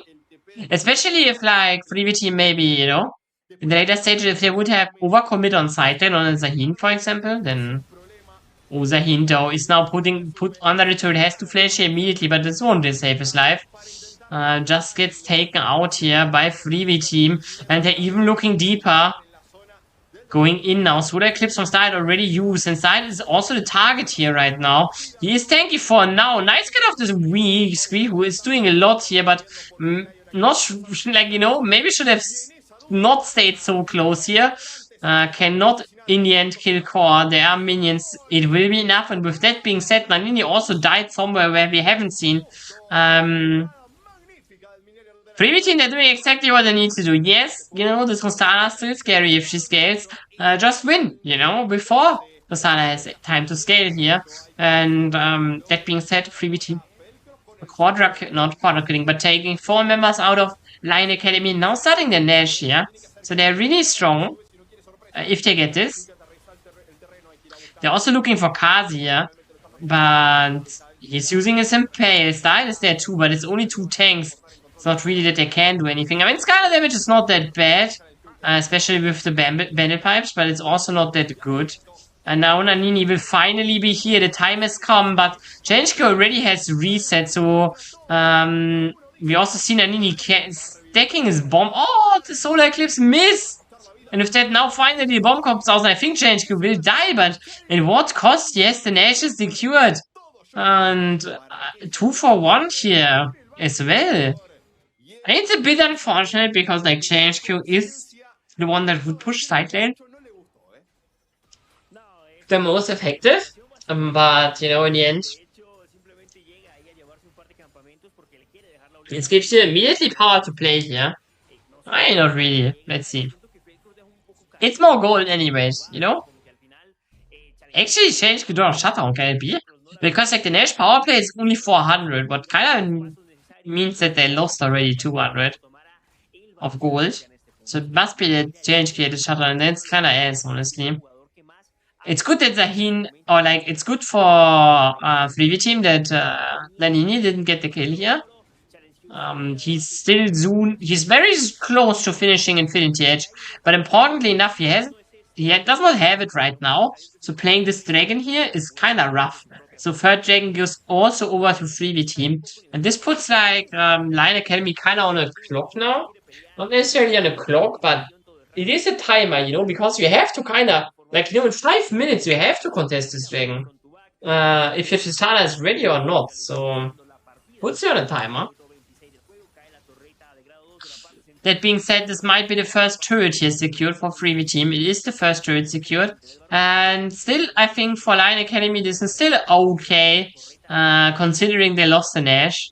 But I think this top lane turret will probably also fall. But in the end, it's still, it is not that bad, LYON Academy, yes, the gold lead right now is kind of rough, 5k gold. It is not that easy. Especially considering like champions like the champions that are ahead, like they're making really much value out of it. Like Gato, you can see already opting into heavy tank items. So it'll be really hard to kill. Especially if you ults like someone like Skarner and shit. On the other side we also see like Core really strong, and he's like even no matter how strong Nani will get, if Nani just gets one shot, it doesn't matter, right? So and Core's already looking for flanks. He uses his ultimate only hitting Zahin, so probably will not gain anything. The pillars here are also really annoying, but the situation is like slowly but surely getting out. Is LYON even a good team? I think like they don't play that bad here right now, I wanna say. But it has to be said that LYON Academy was like 7th placed. So like, of 8 teams. They still got a shot into the playoffs because one of the teams they technically were above them was disqualified. But besides that, didn't look too good here. Kaza finding a 2-man Impale, but I'm not sure yet if it's good. Zwiu has to run away. He's getting chased by Core and it probably will die. He's taken out here on the other side. Nanini tries to deal damage, but he still has not enough to do too much damage. And with that, another kill is secured. Core is getting the double kill, and they're running deeper in here. Core's even in the base here. He could look for even more. Kaza finds a strong Impale. Not Impale, but like knock into the wall. But Core in the end can just go golden. And with that, this game might be already over. They could try to finish this game here. This is like, oh my god, Freebie team, they're giving LYON not a chance to scale here. One more series of mistakes will be enough. Freebie team just takes the Nexus completely unceremoniously in 28 minutes after winning a fight here that LYON Academy started, by the way. And with that, 1-0 the series is going for Freebie team. Really strong start into the series. I think in the beginning it was a back and forth, but at one point, like, Freebie team just looked way more better. So this is good for them. Obviously, the night is still long. So maybe we'll see a bit more action, a bit more stuff happening sooner than later. But for now, we're going into a pause. We have like a 5-minute pause. I will also take the pause because with all the with all the delays and shit, I was like, I really want to get some water, get some air, and I will take a pause as well. But we're still waiting, and we're still waiting before the pause of them start, It will be interesting to see if like LYON can bounce back. They've definitely shown potential. Also, like, considering, I think if they scaled a bit longer, then this game would also have been fine, but whatever. We see us soon. I will be right back.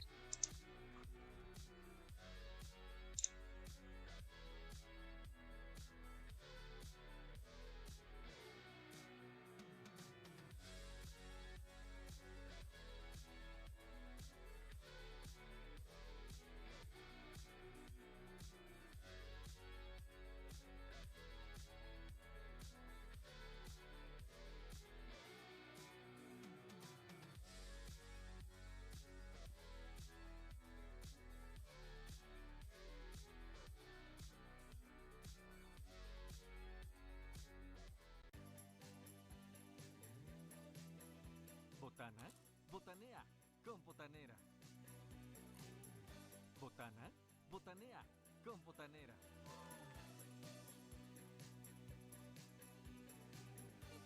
Botana, botanea, con botanera.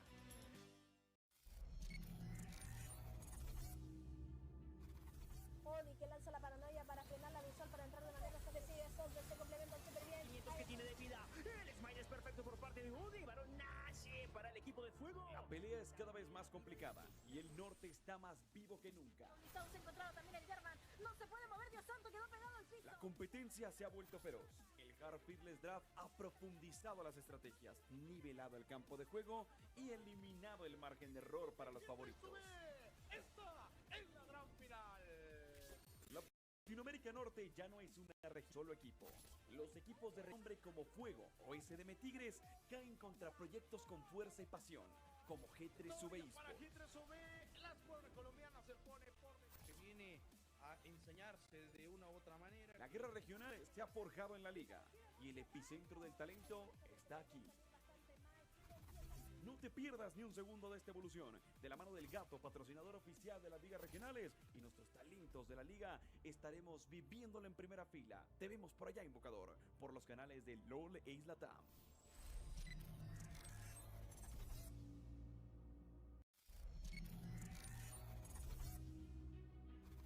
Muy bajitas, 4000 de vida, 2000. Se aventura Odi a robar el objetivo. Lo acaba de robar y sigue con vida. En la historia de League of Legends en LATAM, pocos nombres evocan tanta autoridad como el de Odi. Utiliza su definitiva, el daño es colosal. Intenta aguantar rayos lo que puede. Es el motor de la era dorada que nos permitió soñar a lo grande, transformándose en el estándar de lo que significa ser un campeón en nuestra región. Lo que aguanta Odi. Está distrayendo fuertemente Odi. Representando a LATAM en múltiples escenarios internacionales, Odi ha regresado al norte para demostrar que el tiempo no merma su instinto y que al contrario, él es sinónimo de autoridad y dominancia en la región. Pero no lo va a lograr. Odi con Unas increíbles estadísticas en el Split 1 y el KDA más alto en la liga, siendo un puente entre la gloria de LATAM y el futuro del Tier 2. Odi es una prueba de que estoy escribiendo página tras página de nuestra historia, serie tras serie. muy bajitas, 4000 de vida. Esta es una página más de la historia de League of Legends en LATAM, gracias al Gato. Y nos vemos en una siguiente página para conocer más de nuestra historia.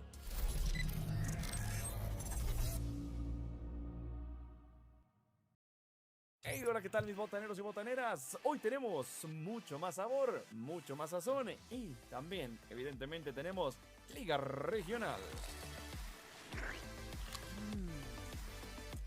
Obviamente le falta algo. Evidentemente tenemos a nuestro patrocinador oficial, La Botanera, la mejor salsa de todas y el mejor acompañante en cada botanita y cada comida. Esta semana tuvimos dos juegos del lado norte. El primer juego fue Z5 en contra de 3UB Esports en el Upper Bracket. Empezaba 3UB Esports colocando el primer punto en la serie del mejor de 5. Después de esto, clavaban 3 juegos al hilo, perfectos para la escuadra de Z5, donde 3UB Esports se quedó sin absolutamente nada que hacer. El segundo juego que presenciamos fue Kids en contra de SDM Tigres. La mayoría creían que SDM Tigres clavaría el 3-0. Hasta que los zorros nos sorprendían con un reverse sweep. Se colocaban con la victoria, así con un 3-2 a favor de Kids. Déjame te platico cómo queda la tabla general. Del lado sur no tenemos movimientos. Hay que recordar que la siguiente semana tendremos juegos. Y ahora sí podremos ver quién se va y quién se queda. Del lado norte sí que hay movimientos. Z5 avanza a la siguiente ronda, donde se coloca contra la escuadra de... Hello. Se colocará en la gran final, lo descubriremos. Mientras que I want to announce my return a bit earlier because they made 8-minute pause, bro. I don't need 8-minute pause. Yeah, there was a delay on the first game. It was like, I think, like in total, like 20-minute delay. So, but now we are like not, let's hope second game doesn't get delayed. I think it will be interesting, especially now to see how Freebie Team will consider their roster. I think in the past they've changed their roster a lot, you know, or like not. Wow, look, there's Mike here. He's 17-year-old right now substitute operator. of holy shit, my god. Never mind. I got sidetracked. I want to see if they change roster. I don't think they should yet. But I definitely think if like we go into the game 3, maybe even a game 4, I think they could play with the roster changes and stuff. But how game 1 was going and considering how many mages are still there, I think they should definitely look into just keeping Varus bot lane for now. I mean, really depends honestly what they wanna play. But I think there's still a lot of mages open. So if you want to play mage bot lane again, you might as well keep Varus. For now. That being said, let's look a bit about this. Wait. Let's look a bit about the draft. Let's see what is still open. You know, we have seen Zahind already picked, you know. Obviously Zahind cannot pick it anymore. Was picked by Challenge Q. Besides that, there's a lot of top players open, but it also maybe soon will force Challenge Q on something that we haven't seen yet. Also in jungle, there's like no Trundle is nothing that Gato has shown before, but it's like also not a hard champion to play, you know. So there's still a lot of potential there for him to play something crazy. On the other side, Skana was also not a champion that like the Kais has played. Not Kais, Kaza has played, so you know? A lot of junglers of what they have still, you know, already played is still open. Then we have seen like in mid lane, obviously we have seen Locke for core. And wait, what else? We played Syndra. First from 2, so what had Varus played? Wait, my brain is so fried. Am I like really that stupid?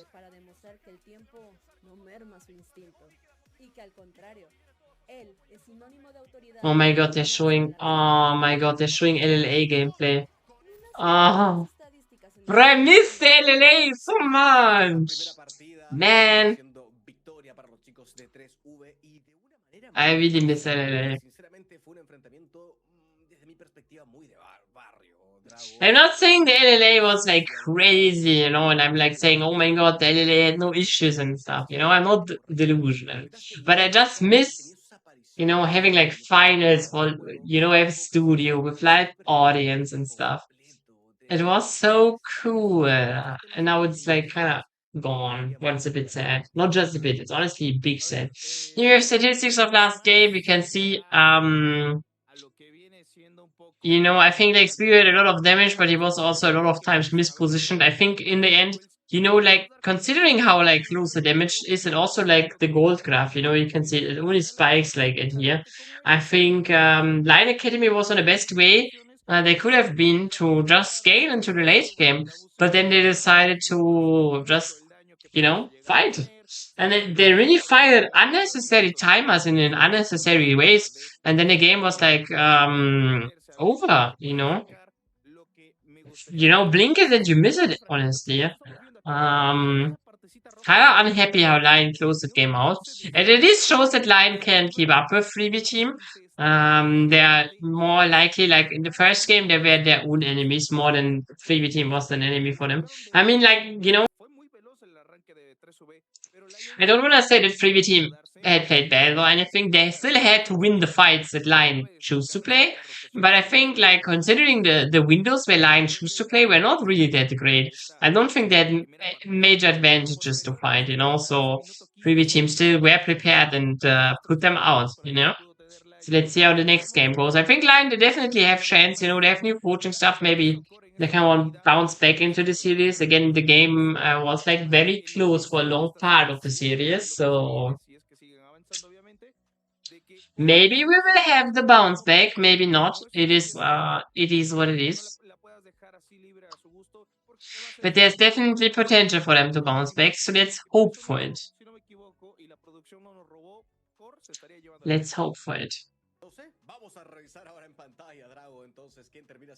That being said, the giving Core MVP, I definitely understand it. I'm still a bit confused of Core not taking the the old stacks of Locke, but besides that, he played like clean. He found a lot of important angles, especially like I think already early game. He made like he was the reason why he was getting elite in the first place. And then I think like later in the game, he also finds like in every fight he was like so lethal, finding like good ways and angles. So definitely deserved MVP here.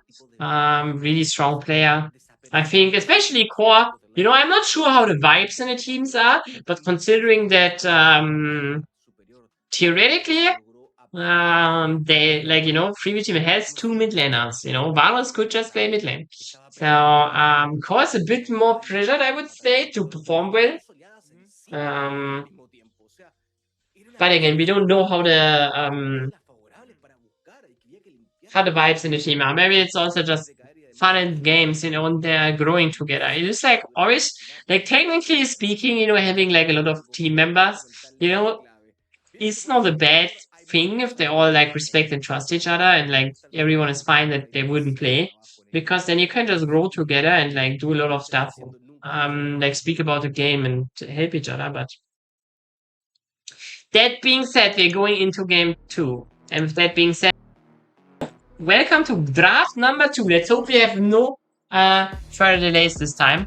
I think it is again first pick for Freeview team this time. 2 junglers already out. LYON again deciding for the Nocturne. I think last game they decided now for Naafiri. Let's see if Naafiri is again banned.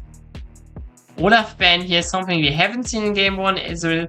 Though I think definitely respectable ban. Definitely high meta tier. I'm interested about the Olaf ban, why banning Olaf. We also see that LYON Academy have changed their top laners. Winder is now playing, and Zahint is sitting on a bench for now. I think Zahint had like really good early game last game, but maybe they want to change strategies. I'm not sure.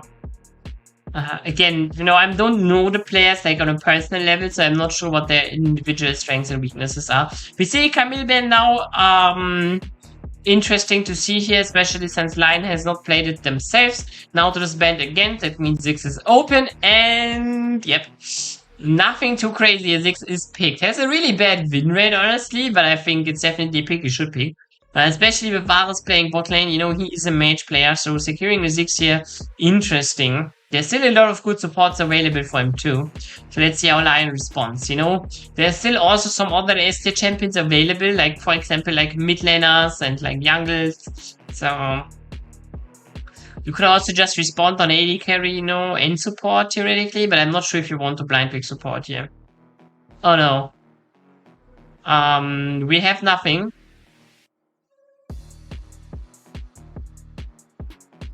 Okay, let's see. Wait. It might be another overlay bug. It might not. We will see depending on LYON next pick. Okay, Draven would be crazy. That would be really crazy. I would think we see Kaiser now. It's a bit unfortunate that we don't see what LYON first pick was. So, it's always like a bit hard now to think what they can pick and stuff, but whatever. Let's see what Freeview team is picking. It's also a bit hard to predict what Freeview team is now picking, but I would consider, jungle is obviously good, like, still a lot of good junglers are open and stuff. But on the other side, you also have Gato, so you could delay jungle always, to have a really strong matchup. Shen here, I think, is definitely something you could play, considering, like, if the Kaiser wants a melee support, what even is there? Camille out, Leona, like, Rell is still there, but Shell is not really crazy against Rell. So we don't really know what there is. Like, I don't know. Alistar is technically also still there, but I also think Shell is not crazy against Alistar. And we see it. Graves now locked in 2 wins already. Guess who has the wins? Gato Graves is locked in secured. Interesting to see here. I think actually Gato has only 1 win on Graves. Someone else has, I think, gotten the other one. Let me check it. Yeah, Gato has only 1 win on Graves. Someone else has played Graves too. Besides that, we have a Suiho Are pick here. Again, we don't know what is the first pick for Lion, you know, so it's a bit rough to know, but it could be a jungler, honestly. If Graves being picked, I'm pretty sure it is a jungler.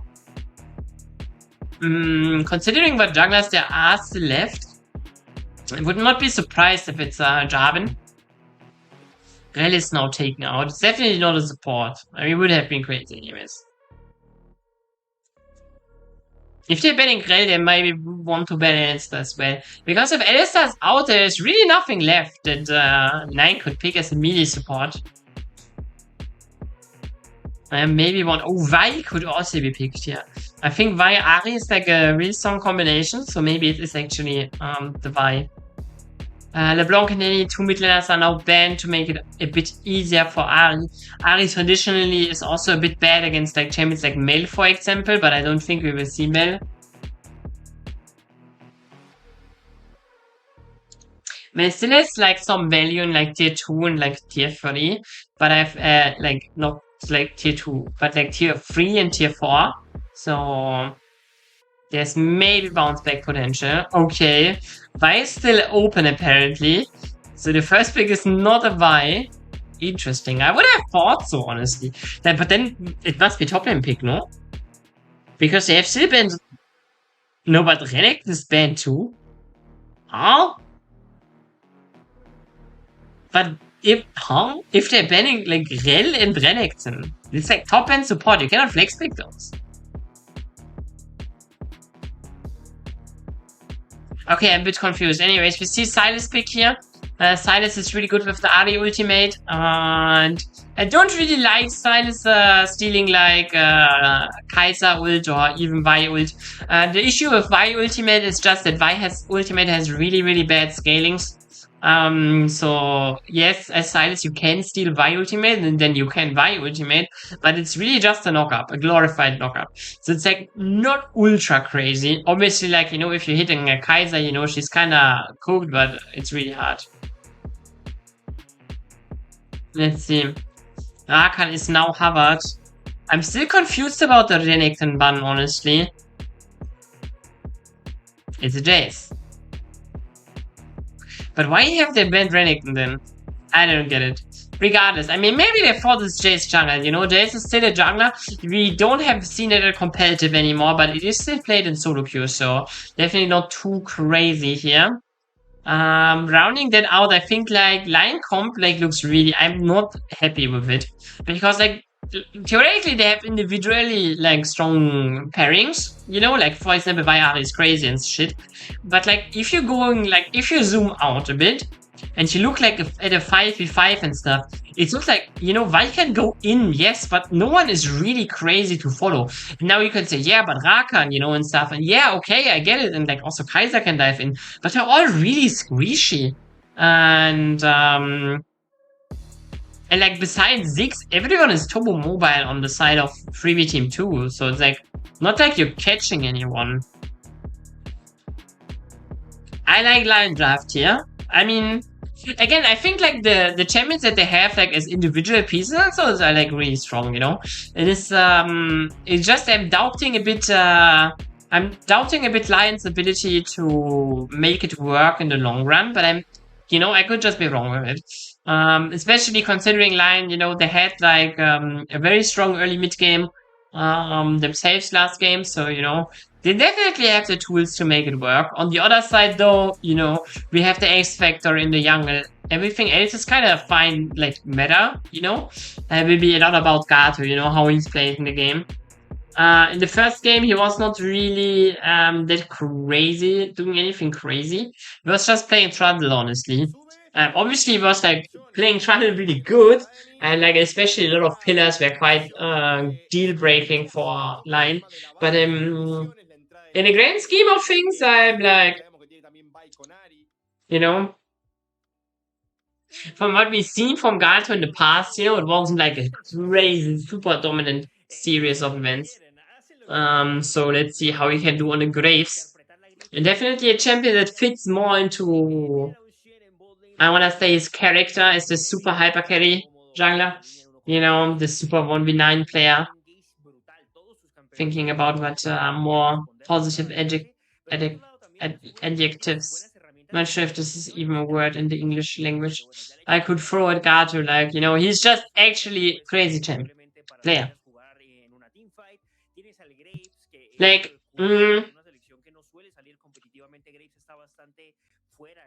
so it's like really tough to see, honestly.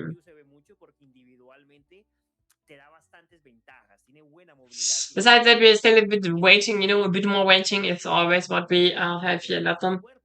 And then we're going into the second series. Remember, whoever loses the series in total is out of playoffs. Whoever who wins the series is going into the you know,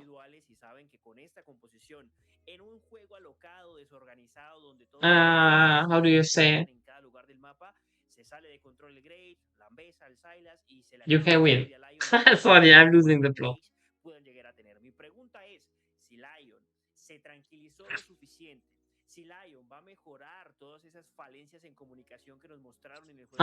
Yeah. Besides that, we have to wait. It is what it is. I'm really hyped to see this game, especially Gato on the Graves. So Estoy totalmente de acuerdo, Johnny. Estoy totalmente de acuerdo con todo el análisis, principalmente el tema de LYON Academy, qué ha cambiado en esta escuadra de cara a esta segunda partida, ¿no? Que ya lo vamos a ver dentro de la areta del invocador yeah, porque let's see. tener en cuenta que, a ver, LYON Academy tiene una Let's see. We're going into the game. Second game of today. Second game of this series, and we will have to see who is coming out of top on top. Un combo que te habilita rápidamente una baja, pero el tema es si se te cualquiera de los integrantes de la escuadra de 3V, creo que ahí puede empezar el verdadero problema. Pero bueno, Johnny, ya estamos dentro de partida. Situation is right now relatively tame here for both sides. Cada uno de los integrantes nos sumergimos dentro del areta del invocador y el duelo en el carril inferior que va a ser clave también, ¿no? We don't see anything crazy in the rune department. Everything seems to be quite normal. Graves running the feed footwork is also pretty normal, you know. You can just walk up, you know, faster, you know. It makes you clear a bit faster, but it's not really that what you want to have with Graves, so it's like not the reason why you take this one. It's mainly just because, you know, you want to really, really stay close to your targets because you need this to deal maximum amount of damage. It also makes it like just in general easier to space, so it's great. So let's see. We see Svio having again a strong laning phase in the early game. It is to be expected with the Ari against Silas. It's not like unplayable for core, don't get me wrong. You know, it's like it is like for core, you know, on the Silas, you know, but like the first levels are really annoying because you cannot trade back. You know, if you're like level 3 and stuff, you can fight back. But before that it is really rough. On bot lane, we also see a slight lead here for the side of LYON Academy here in the early department. It's not that big. I think like 6 cooldowns are just too high a bit in the early game. And Dakan also having a bit more pressure here. On top lane, we see also LYON. Every lane is winning. And now they're using the advantage here for an invade. This red buff should be secured. They're looking for more Felcros here. Gets away with it for now, but you know, a bit rough. Gets out though. It's fine. I think like, you know, I think if Carlos a bit sharper, it could have been definitely a kill. Well, like not a kill, but like flashing out for Falcos was kind of, you know, kind of guaranteed. But I think Carlos is just not snappy enough here on the engage here. Regardless, we have a short pause, but pause is already over. So let's see in what the game brings for us here. That being said, you know, the Vi, you know, because it's still looking for, or like still look for an invade here. Cannot do another gank on bot lane, but it is like putting himself in a really good position.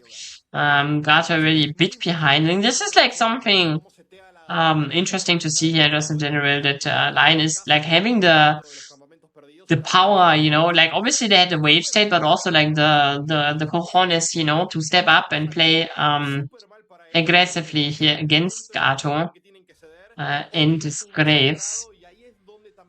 And he can still keep up, you know, to a certain degree.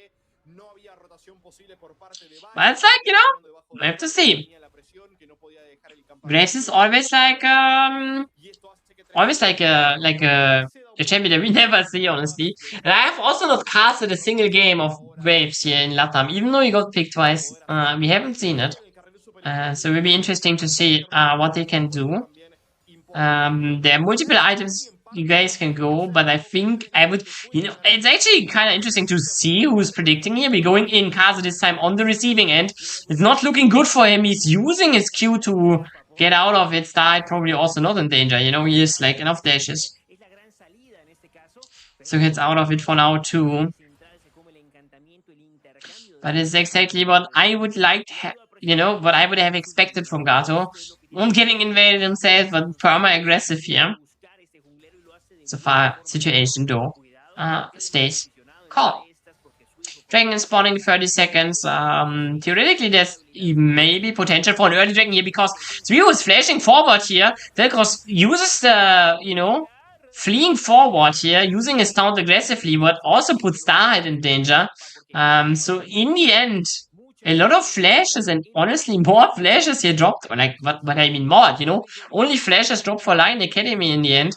So we flash charming here forward, but in the end they cannot kill Velkros. Just, you know, too many HP and shit. And in the end, Starlight has to flash away before he would have maybe died, so... Now Svio is fighting, he has no flash anymore, and Koi immediately abuses this, walking forward here. Svio has to run for his life, but it doesn't really look good. Sidesteps the Q, but you're sidestepping the Q, but bro, yeah, auto-attacked. And Koi takes the kill here. Primera Sangre in a 1v1. And basically, like, also, you know, it is immediately punishing the mistake that Svio does here, flashing forward. But like, even if they kill Starlight, you know, okay, they kill Starlight, but what then? Then what? You know? Okay, you have killed the support. You're still losing your flash. But you could argue that, like, probably Svio thought, yeah, okay, even if I get the kill and I'm losing my flash, it kind of doesn't matter. Because I'm an Ari, I'm level 6 zone, you know?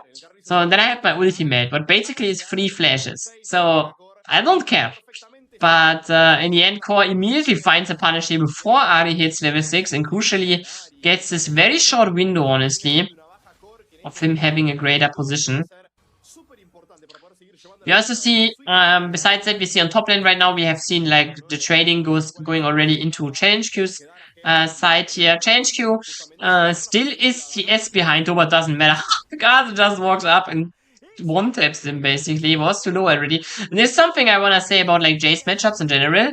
You know, Jay's always like, oh, Core now is really deep here, has to go away, but gets out of it. It doesn't really matter. So I think like a lot of Jay's matchups are like, you know, Jay's is like early ahead, you know, does the cool stuff, and then it doesn't matter. Now Suihu again on the menu.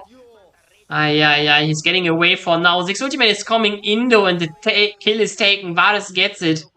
And with that, it kind of falls apart for LYON Academy.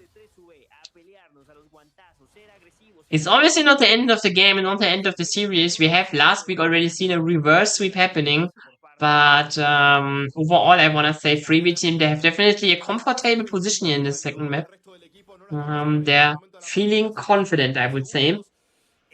Gaining a lot of advantages, especially on the top side here. You can see like there's a deep control ward into the jungles of LYON, so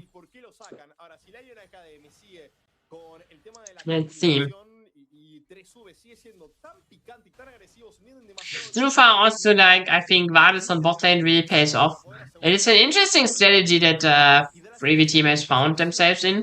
Would really be really interesting to see in the third game if they're swapping to Wrath, you know?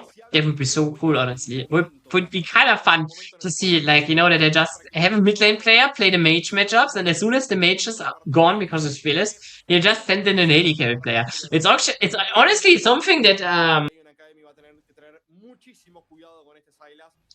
at times fearless is around. It was a thing that was always theorized, you know?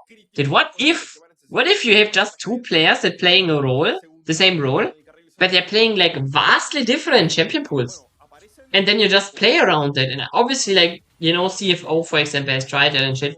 But like, it had always the weakness that if I play like my tank player on top lane, then enemy team knows that we are playing tank. So it's kind of not that good, you know? Because enemy team knows what we want to do.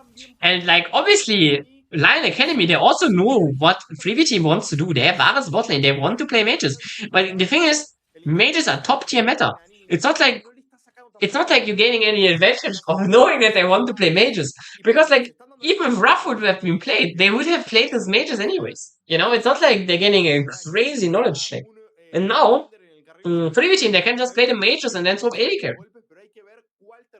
And the mages are out and you just play normal AD carry. And this is like, honestly, such a cool strategy. That's why I honestly kind of hope that LYON finds a way back into the series so we can have a view at the strategy. I mean, maybe it is not actually Freebie team's strategy. We have only seen one series where they played, where I assume that was their strategy. But, you know, it is not put in stone yet. So I really want to see this third game here, especially if they maybe swap AD carries. Despite that, we are now in game 2 here for now. 1k gold lead for the side of Freebie team here.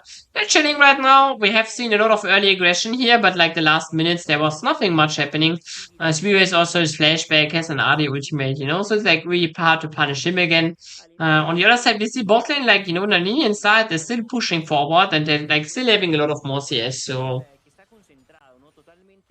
they're definitely still pushing an advantage, but nothing too major. We will see some aggression. Oh, never mind. We see immediately aggression start dropping on 1 HP, but he's not out of it yet. We still have a Ziggs ultimate and the Graves ultimate that could be used. It sidesteps it and also avoids the Graves ultimate. So he survives for now, but definitely some aggression here traded out. Has to use heal, but kind of a cooldown that doesn't really matter too much. I think like the next really intense minute of the game will be like the next dragon sequence in like 2:30. You know, there's still like one full clear more in the 4 graves there, and I think we also will see that probably. We see Gato also has decided to buy Shadowglaive. I think it is a good item on graves because oh, never mind, core here on the menu immediately here. Kaze just plays it quickly, and oh my god, on the top lane 1v1 challenge queue just takes it. Easy peasy here. Wins his lane against Winder. Yeah, really quick play for LYON Academy's jungler, Kaze though. Just Q flashing in here. There's really no time for Core to react. He gets immediately put out. And the other thing I wanted to say is that Gato is going Shadowglaive here. It's an interesting item for a champion like Grace because, like, theoretically speaking, Shadowglaive, like there are two sides to Shadowglaive, obviously. One is like the you get the ability to see control like wards, you know, that you would usually not see. What is like kinda nice. And the other one is that like always like when you're invisible for like 2-3 seconds, I'm not sure the exact time. You can check later in LOL wiki. But if you're invisible, then you're getting like extra true damage auto attack. Side is going in. Gato already losing a lot of HP. Has to use ultimate defensively, but again, it's inflation invested for LYON Academy, but it doesn't really find anything. So, like, you know, and now you think, okay, yeah, but how often are you invisible, you know? And like, basically never. But with Graves, you can use your smoke grenade, you know? Like, so, for example, you know, if Gato wants to invade, let's say he goes invading, and he's coming out of Fog of War when he invades, always. So Vi is only seeing him when he's popping off. So it always has one shot of true damage. And then, he's throwing his grenade. And the grenade disables vision, you know, obviously, in a certain radius, so he gets basically invisible again and can proc his Shadowglaive again. And I will actually check how much you actually have to use right now. I hope no one dies here while I do this. And then we will figure out what Shadowglaive, how much invisibility. Oh my god, it's not even called Shadowglaive. How is it called? Ah! Guys, I'm sorry, I'm stupid apparently. Apparently, I don't know how this item is called. Wait, I will figure it out. But we see a fight for now. Gato is on the menu here, but Gato is fighting back. He has a shotgun after all. Dragon here, though. Kaz is right now in position. He's going forward. Nice ultimate find here. The Ari combi is immediately putting Gato into the rest. And now they have to look deeper here still. Freebie team, they're not done yet. Looking deeper, trading at least one. Nani also has to flash here. Dragon is in the end secured by Vi, but it costs her life as well. So Dragon goes for Lion, but a lot more lives are thrown at the table here. There's no shot Nanini survives this, by the way. I think he's cooked, is what I wanna say. Kill is also going to change, but it's really, really bad because Shadow, what? Umbral Glaive is the item for it, by the way. Okay, so you get the thing, as long as you're 1 second invisible, or not visible, you get this extra true damage. Well, it's not true damage. Doch, it is true damage. Okay, so Umbral Glaive, you know, it's very good on the Graves Grenade. Varus now is on danger, uses his Zonias here to avoid the flash of Ari and gets out of it too. Ay caramba, Varus honestly just diving on the Ari. Another very aggressive play from CU. I think like it's the story of the whole game, you know. LYON Academy, they're investing their flashes so offensively, but they just get nothing for it. They're just throwing them out of the window, and then they don't have to, you know, and then they're losing those flashes, and then they don't have them for the fights where they would matter. It's a bit rough here for this LYON Academy roster. They cannot find their footing in this game here so far.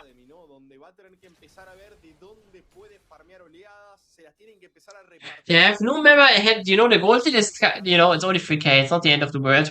But they also have no member that is ahead anymore. You know, everyone of Freebie team's side is ahead. At least like 300 gold, you know? And this is already enough gold for like an item. You know, not a big item, but it's like, you know, everyone has like more stats. Considering that there's also a level lead, Challenge Q this time has to flash here. Swiu is still looking aggressive here, and this time Challenge Q, there's no way he's getting out. Y ultimate is invested. Challenge Q actually surviving a lot of time. Swiho and Kalse still have to drop a lot of HP here to the turret, but in the end it doesn't matter. Gato securing the Harald on the other side. And with that being said, the gold is still shrinking though, because Challenge Q obviously was shut down, so... And like we also have to see, like, you know, that LYON Academy, if they can find a way back into the game, they already have 2 dragons, you know, they could, like, you know, get maybe the soul and then it's like easier to play for them. Or like it could be actually a big winning condition. Despite that, you know, this is also like, this is all just you know, theory crafting right now. Freebie team, they're still having control over the game, you know, it's like, it's not like they're losing.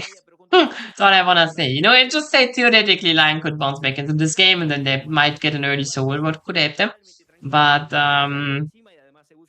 right now it doesn't look too great, but also it doesn't look too bad. You know, gold lead is like shrinking 1k, you know, it's only like 2k instead of 3k, so that is good. We also see like important item spikes now soon coming in. It is like the second item power spike will be really important, especially like for someone like Varus on the 6, for example.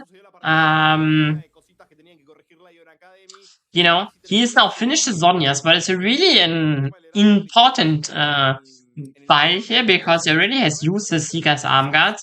So getting the Zonias done before the next major fight is breaking out is making it actually, you know, a valuable cooldown again. Besides that, let's see what other second items will go in. It is so far the only second item, so definitely Freebie team on an advantage. Considering that Varus is far more survivable now and dealing a lot more damage because this item still gives you like 100 AP. So it is really strong. And they're looking deep here. Challenge Q is getting put out of position here. He's running away, but there's no way he's getting away, honestly. Still a lot of ultimates are invested. Starlight ultimate as well. Don't think Starlight ultimate was really necessary. With that being said, 3 ultimates used. Because Ani had also to ult mid lane to not die. But it's great that he didn't die, honestly, you know, because I thought like, you know, when like those 3 members landed on him, he should die, but he didn't. in the end, they still get time on the turret, so let's see. Teleports are now used. Nanini is there, but nothing really to gain here right now. There's still 10 seconds on the clock. There's also no second item finished for Nanini, so and Challenge Q has teleport, you know, so it's not the end of the world. Yes, he is dead right now, but he's, you know, immediately back as well, you know, so it will be a fair 5v5. And considering that, you know, technically, you know, Phoebe team has more goals, might just be all they needed to, you know, make LYON unwilling to contest, honestly. Not really looking really hard for it. With that, Garter will just secure the dragon here. Put an end into the dragon staying for now.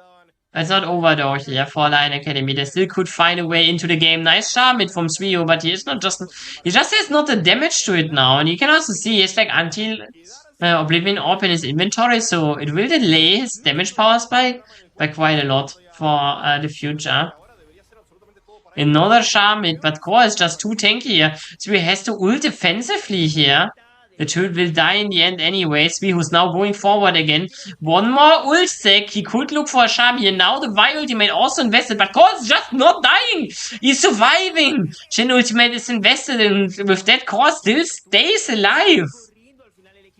Wow. Wow. That Core staying alive so long is kind of crazy. On the side, then we see though, you know, Winder is doing some damage on the turret, but it is not the biggest of deals here. So yeah, I think it's like, it is interesting to see because I don't think like, besides like Starhide, everyone of this LYON roster is a champion that wants to deal damage in some form or way. They don't really have pure setup champions. Even champion like Vi, you know? With like Q auto take E, you know, reset, you know, you deal a lot of damage. So it is interesting to see that they cannot even kill Core, honestly. I mean, yes, you know, there was a Shen ultimate and stuff, but like even without it, it like kind of took them a lot of time to even damage. So LYON Academy, it's like they might just look into a game where they're not having enough damage to kill Core. But I think at one point they will, you know, the Kaiser ultimate is crazy. Was? Have you ever seen this build on Kaiser? I have to immediately Google it, honestly, because this is something I've never seen in my life. Or am I tripping, or is this crazy? I surely am tripping, right? It's normal build, right? No, it's not. I mean, it is not a common build, but it's definitely a relatively common build. On the other side, Core still is too tanky, cannot die. Now he goes back in. Winder losing all of HP. Now Kaz is all the way onto the turret as well. And Core does get a double kill. Oh my god, it's falling apart for this LYON squad here. They're trying to dive Core. They're trying to dive him so hard, but they cannot kill him. He is just unkillable on the silence. He's like always staying alive, and now even gets a 2-kill return here under the turret, but it doesn't seem over yet. LYON on the other side, finding aggression on challenge queue. They're looking to contest this Nash, and this is definitely possible. The HP bar is going so low. Son is now used by Varus, and this is immediately paying off Starlight here. Dropping his life. Nani running here. Core is flashing forward. Does miss the chain, but has the Kaiser ultimate. But I don't think he has an angle to use it already. So a bit fucked. So Nash in the end anyway, secured by Freebie team.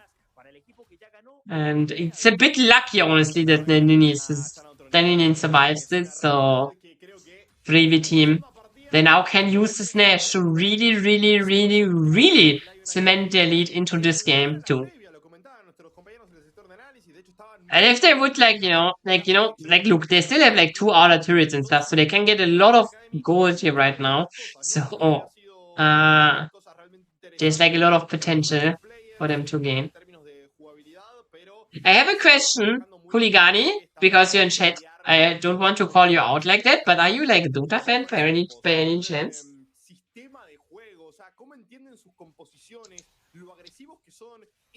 Besides that, we see now the siege will start here for the side of Fleavy team. They have Nash. Their waves coming soon in here. They have a, you know, with the champions like Ziggs and stuff. It is relatively easy to push turrets. HQ flashes here really preemptively. I mean, doesn't want to get Vi ultimated. I kinda understand. The turret now secured here for the side of Sleevy team.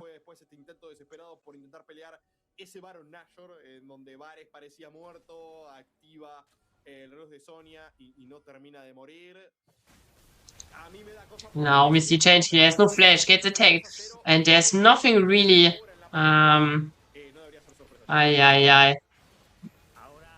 Team Felcross is coming to his help, but in the end, Felcross will just die. It is a 2 for nothing here. LYON Academy, they find the way back into the game, but I also think from Freebie team, it's like really ambitious. At least Felcross teleport is like really, really ambitious, so. Bit unfortunate. Next dragon will also be secured by Gato. There's nothing really Freebie team can do. I think it's a bit like, you know, don't get me wrong. I'm not saying Gato's playing bad or anything, but it's a bit boring.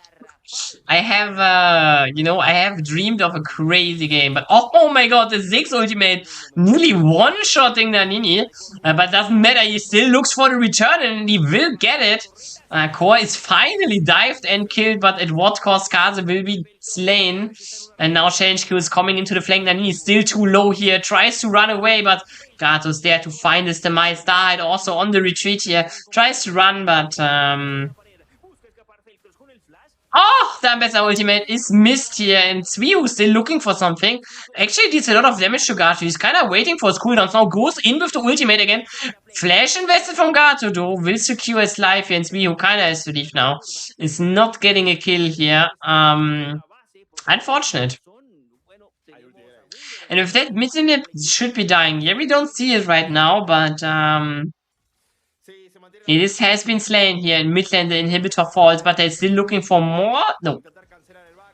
It is fine. Varus still gets away with it. So is Felcross. Next neutral objective will be another Nash spawning in 2 minutes 30. And like with a 6k gold lead, I think Freebie team, they're looking perfectly strong suited to do it. And also considering they're like really good in the game right now. Funnily enough, Binder has found the way back to gold lead. He is like 60 CS ahead. So, yeah, and like, you know, all things considered, he played quite good. He died a lot of times and has no kills, but it's like, he always died when, you know, Freebie team put a lot of pressure on him, so it's okay.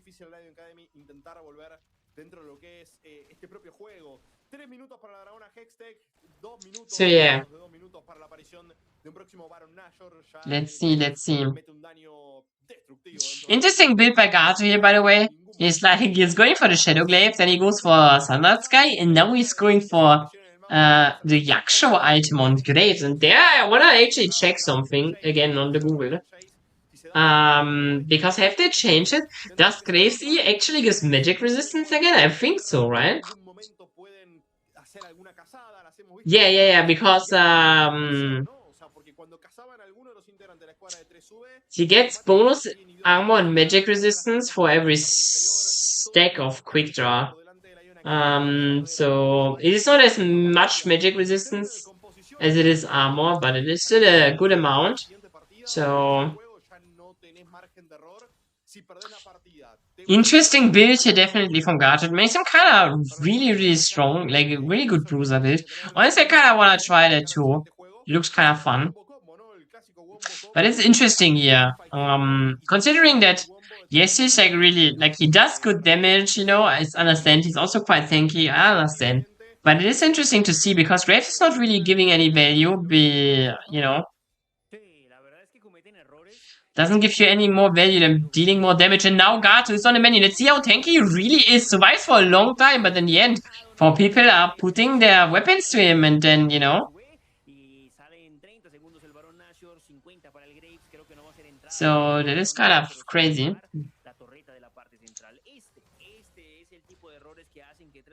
Let's see, let's see.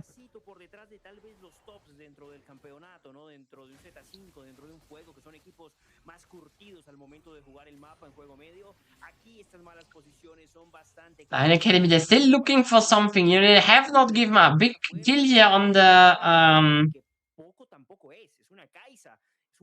you know, really tough.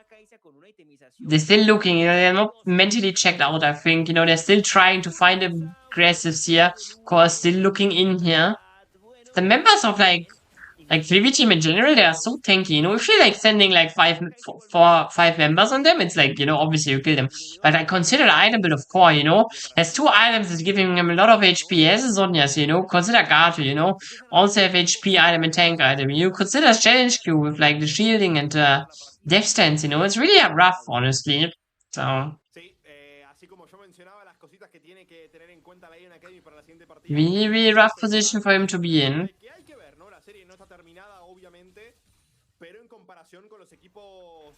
And now we're seeing an engage again. Core is on the menu. Flash from Starlight now too.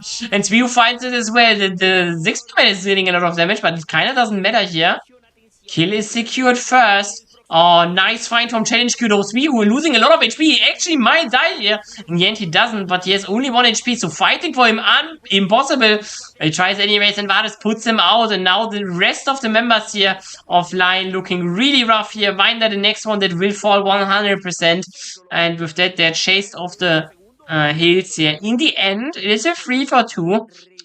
So 3v team, they cannot really, you know, they have no jungler, so they cannot really do the Nash themselves. Oh, Starlight though. Still not out of it yet, but there's no way Felcos can keep him in place. Maybe there is a way.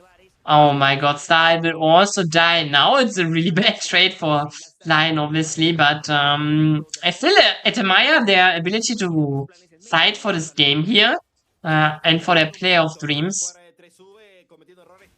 It's pretty good for them.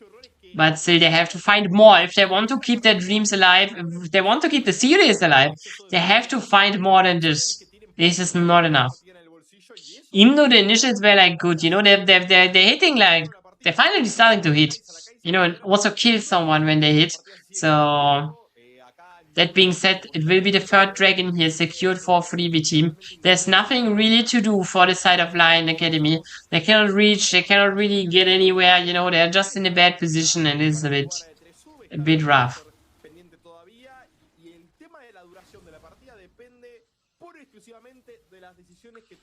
So let's see. Let's see.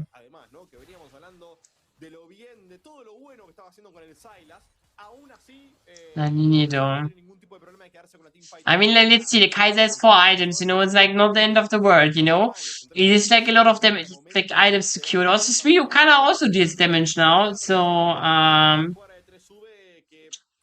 it's not the end of the world, there's still potential. And we see, like, damage total, like, Zwiu, even though his items, like, kind of a bit goofy, you know, with the Oblivion Orb, it's always, like, putting you behind the damage, like, in the item department. He's still dealing a lot of damage, you know, has most damage in the game, more damage than Varus. And, like, in general, just, like, members like Nandini and Vinder, they deal a lot of damage. It's just, the members of 3v team, they're also really tanky, you know, so it's like, yeah, you deal more damage than your opponent, but you also have to kill more damage. Or, like, kill more HP before your damage really matters. So let's see. Interesting position to be in here. I think LYON, they kind of got back into the game, I wanna say. You know, it's like, yeah, there's still 6k gold behind, but on the end of the, you know, in the end of the day, it kind of doesn't matter. Who cares, you know? The biggest gold lead right now is, you know, Gato's carrying it. And he has same items as Vi, you know? And it kind of doesn't matter for Vi anyways. She has 3 items, she's full build. Does she really need more than 3 items? I don't think so, you know what? Next you go fine, you know? 5 more resistances, a Guardian Angel. Okay, it's like not that it is useless item or anything. That was also losing half of its HP, yeah. Honestly, kind of interesting that, like, you know, I think LYON was not aware that Felcros was there completely alone. Because if they would have been aware, they could have just killed Felcros. And now they're looking for core here. If he's stepping one, they're looking for here 2 members of this freebie team. They're on the menu. Ziggs ultimate goes completely wide, but Felkros, there's still a 1-for-1 trade in the end. And now Core is coming in. Same for Challenge Q. And this might be just it. Ultimate is connecting another kill. And in the end, freebie team, they make it look effortless. Even though LYON, they tried really hard, but in the end, it doesn't matter. Core now also looking at the finish here, honestly. There's not really much opposition left here. The death timers are also over half a minute, so will be hard to, contest this position. And with that, the Nexus will probably fall, and we will send to the third game here. And this one is like really dominant from Privy Team. Again, I think LYON, they have shown that they can like compete. But they have to show more if they want to win. Definitely believe they can, but it's like, it is an uphill battle for them. And let's see if they can do it, They have one more chance, at least one more chance. If they don't use it, then they're out of the playoffs, and Freebie Team tomorrow will play Kites. That being said, we will go into a short break. Yeah, we just will go into a short break. So we'll take a break, I want to drink something and chill. Besides that, it should be fine. Let's just wait if there's anything crazy happening. Besides that, I think we go like in a 5-minute break again, and we'll just chill a bit. And yeah, I hope you have fun so far, Let's hope next game will be a banger as well. And then we will see us in the third game here. Match point for Freebie Team. Be right back. Cómo vieron, cómo experimentaron esta partida y qué esperan de la serie. Ya venimos.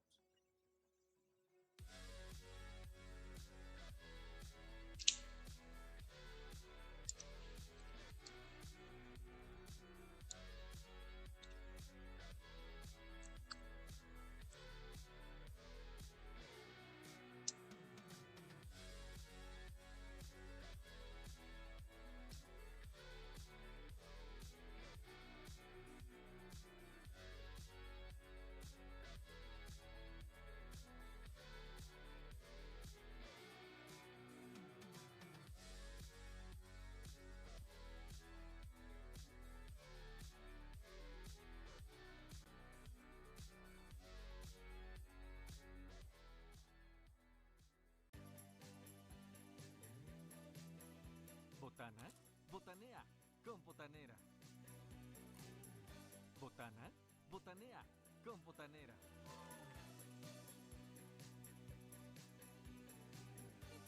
Botana, botanea, con botanera.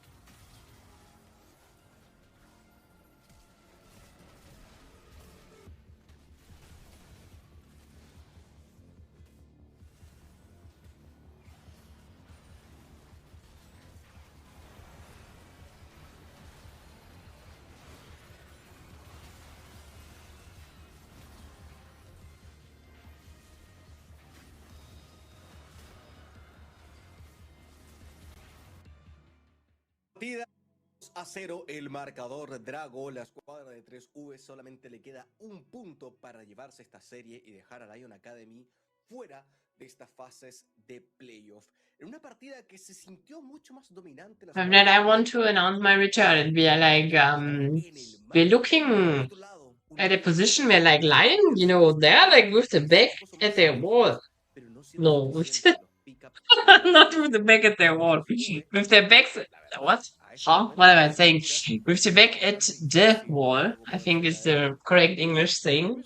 You know, they are like Freebie team has the match point. You know, if they win one more, then LYON Academy they can like say bye bye to playoffs.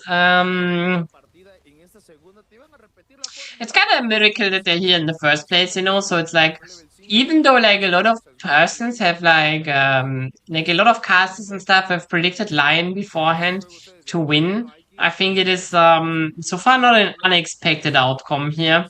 I do think LYON is fighting, you know, they're fighting for their life, and I really like to see this too. I think they have a chance to bounce back into the series, but reverse sweeping right now, you know, it looks really hard.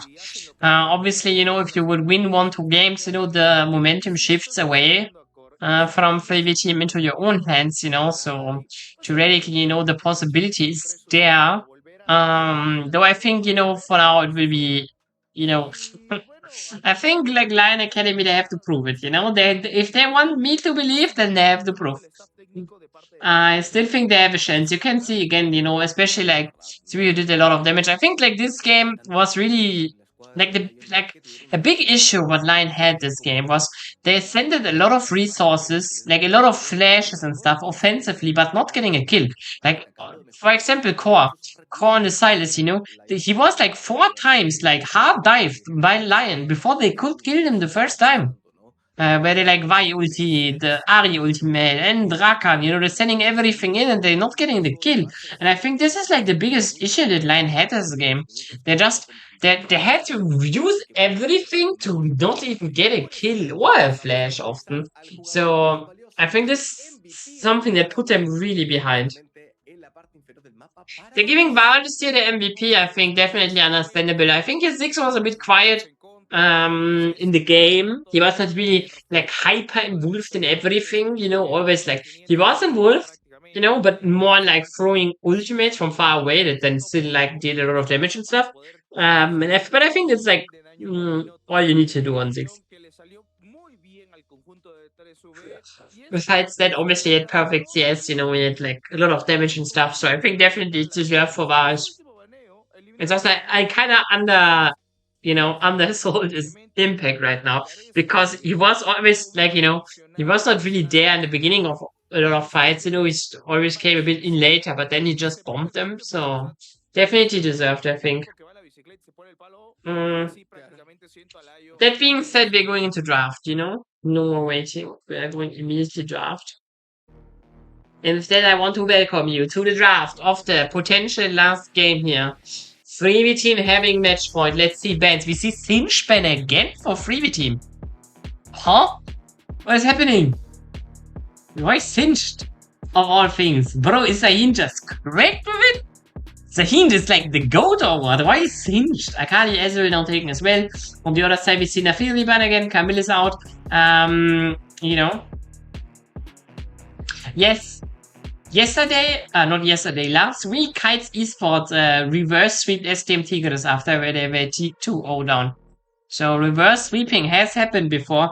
Do I think, again, LYON Academy, you know, for them to, like, I think Kites definitely the better shot at reverse sweeping than LYON has right now.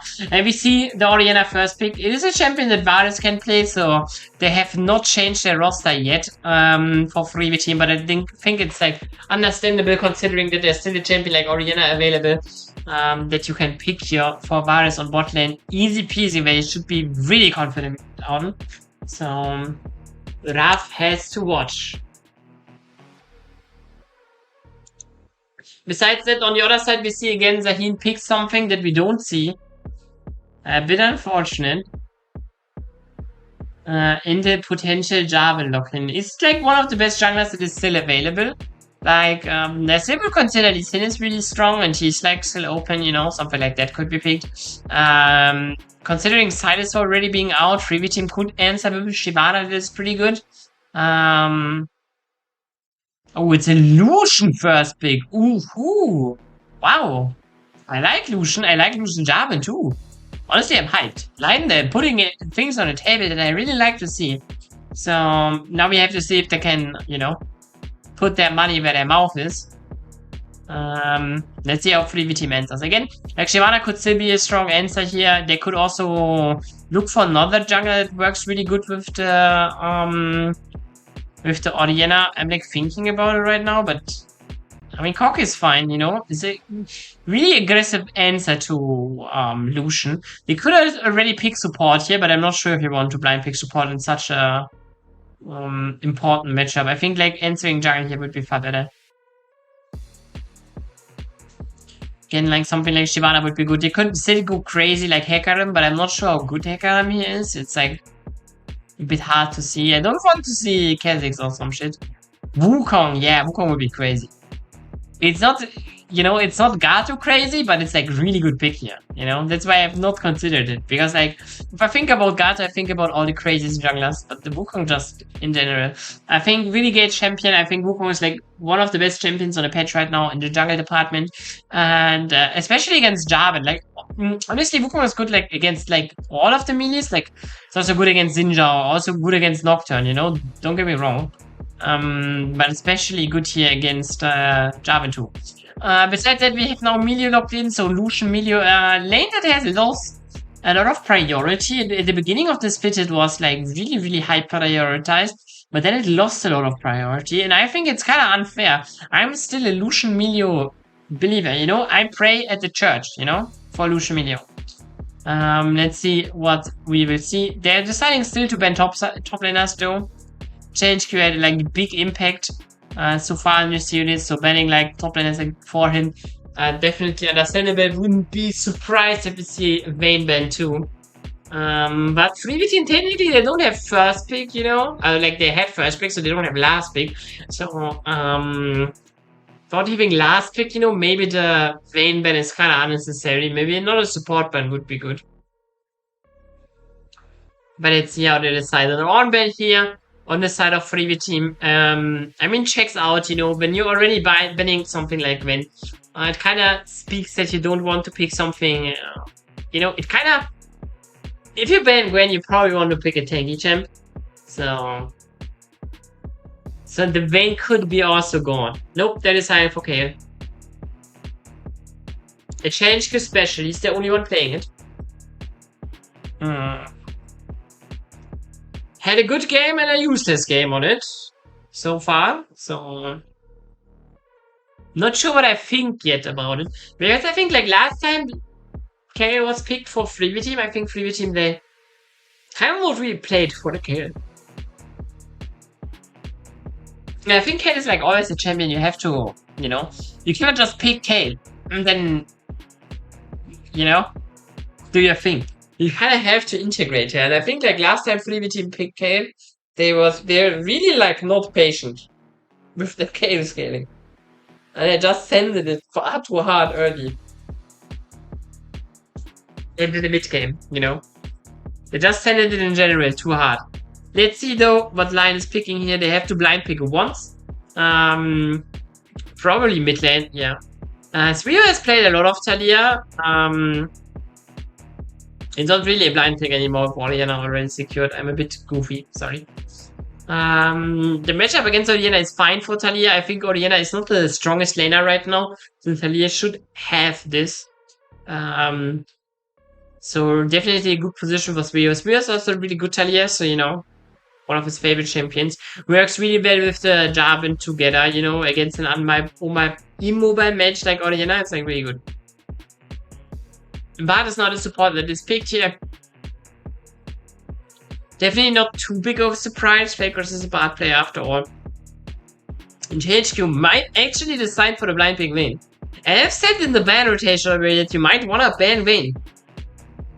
But yeah, I think it would be too big of a... like there are two things about the Vayne blind pick here. First of all, it would be You know, it's too volatile. You know, you could count. Oh my god, they're doing it anyways. I just wanted to say, else, you know, if you lose this game, you don't have the Vayne counter pick anymore. It takes a lot of strength from challenge queue here away. But don't care. Didn't ask. You know? He picks it anyways. And let's see what the response from LYON will be. I don't think it will be Teemo. Cyan would be not good, I think. Like, Cyan I will really hate here. I honestly think Teemo would be more fun than Cyan. I mean, Cyan is not a bad pick for the team, you know. If you just look, you know, if you close your left eye and only look like at line draft, then you know, it's not bad as a cohesive unit. But if you look on the other side, then you see like, oh, the Vayne, you know. She could be a very problematic champion for the side, but also considering like you have champions like Jarvan, Talia, Lucian, you know, you have like champions that I think can relatively, like they have a good time dealing with Vayne. Better time than other champions. So maybe even if Vayne is ahead, it won't matter too much. That being said, I think it is definitely on Zahid, you know, he has to withstand the storm here on the top side. I think not much damage on LYON. I think they have more than enough damage. I think Jarvan has like insane AD scalings, you know, especially with the current buffs to like AD on the bruiser items. I think it is very, very lot of damage. I think Talia's burst damage is also quite high, and Lucian, we don't have to speak about it, you know. So there is damage. Baby team, not the tank. Yeah, that is what I think too, you know. I think like, especially like if they go into the game and they're not really fed, I think like if LYON plays their cards better, they have a big shot at bouncing back into the series here in this game. But it is also not free elo, you know? You still have to fight against the Vayne top lane, you know? What is crazy. And theoretically, you know, the Wukong Orianna, you know, even though there is no real engage, like still Bard, Orianna, Wukong, you know, if they find their abilities, it is like still possible to punish this LYON roster really hard. And then, you know, thinking, you know, this Vayne could be easily 4k gold ahead. You know, 4k gold ahead is crazy, but like easily she could be 2k gold ahead. Let's face it, this Vayne could be just 2k gold ahead of the curve. And this is like really tough to play. I still think like LYON technically has the tools to shut her down, but it is not the it is definitely not free and for anyone here or like for LYON. They have to really look in here if they want to bounce back. I mean, they anyways have to look in because they are with their back at the wall. You know, the match point is for Freebie Team. If Freebie Team wins this game, they're tomorrow facing Kites Esports. By LYON, you know, they would be out of playoffs. So let's see how it goes. Vision is here fought for. It's secured though for LYON. Nice. And it's nothing too major. Let's see at the rune pages if there's anything too crazy. But I don't think there is. It looks all pretty normal. There's nothing crazy happening. We see Side with like comment, and maybe that is something that you are not familiar with. You're thinking like, hey, Side is not a mage champion, you know? Why is he going like comment? Why is he not going like Aftershock or some shit? Maybe not Aftershock, but Grasp of the Undying. It is because actually the having Comet makes this lane a bit easier, and this lane will be hard. Now we see already both lane heavy trading. Better trading outcome for the freebie team side. I think like in general, you know, if they have like good CC hits and shit, they can definitely have a better time here. Because like, you know, in the end of the day, Lucian Melee don't have really CC. I mean, they have Melee Q, you know, but it's like, come on, when you gotta hit that on Corki, you know, it's like, it's not really gonna happen. So, I think, like, the Felcross here, yeah, genau, this is exactly what I mean, you know? But Nannini can buffer with his E here, and the trade actually goes favorable for them. But this is exactly what I mean, you know? If Felcross lands a Q, this will be you know, gives Freebie team a lot of potential to play. If Nannini not buffers it all the time with E, you know, because if he does that, then it's a bit harder. Besides that, we see both junglers buffing bot side, so we can see some early aggression around bot lane. 3v3 may be happening. In general speaking, Jarvan is a bit more lethal on this timing here, because he already has like a lot of mobility and CC and damage. But Wukong, you know, it's not like that he doesn't have damage, but he really does not have CC. His burst damage is also not that good. Mid lane matchup is really close here. Trihudo has not enough mana to finish his combo off, and so both mid laners reset here without losing anything major. On the other side, we also see Zahin here on top lane having great CS right now, and here's the comment value. Wow, crazy comment value. But what I want to say here, you know, you already see like Zahin is not that far behind right now, honestly. Having a great game on side, though he has a slow push into HQ, so this, or he also, he missed 2 of them. No. Oh, really hurts him. But now, you know, you see this slow push, you know, and if this could be, like, you know, now you have to crash it. If, like, Zahin cannot crash this wave, then Challenge Group potentially could put up a freeze against him, and then this top lane matchup is basically unplayable. But it looks like Zahin is just okay. Gets the wave crashed in. This is what he needs. Yeah, perfect. And now he can reset. He is still CS behind, obviously, don't get me wrong, you know, it's not the best position to be in. But for the matchup, I think Zahin is doing it quite well. On one side, we see also Nannini and Starhide, you know, overall having the lead. It's far easier to play for them, honestly. Lucian can just, you know, do his stuff, you know, there's like, you know, Falcos can look for a bad Q, but it's not like that. First of all, it's not easy to hit, and second of all, it's like, you know, we have already seen that Nannini can kind of play around it, so let's see.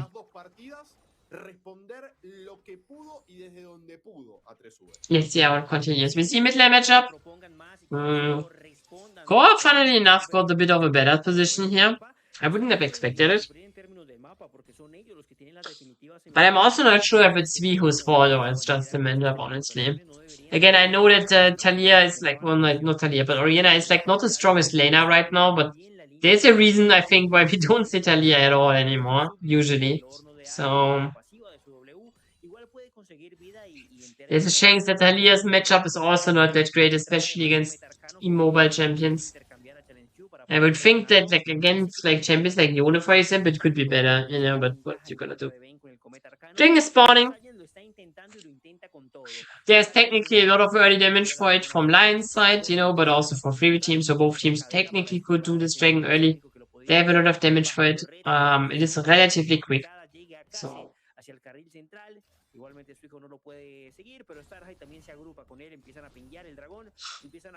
honestly crazy that Suiho had to reset here. I think if Suiho does not need to reset here, then Core would have been flashless now.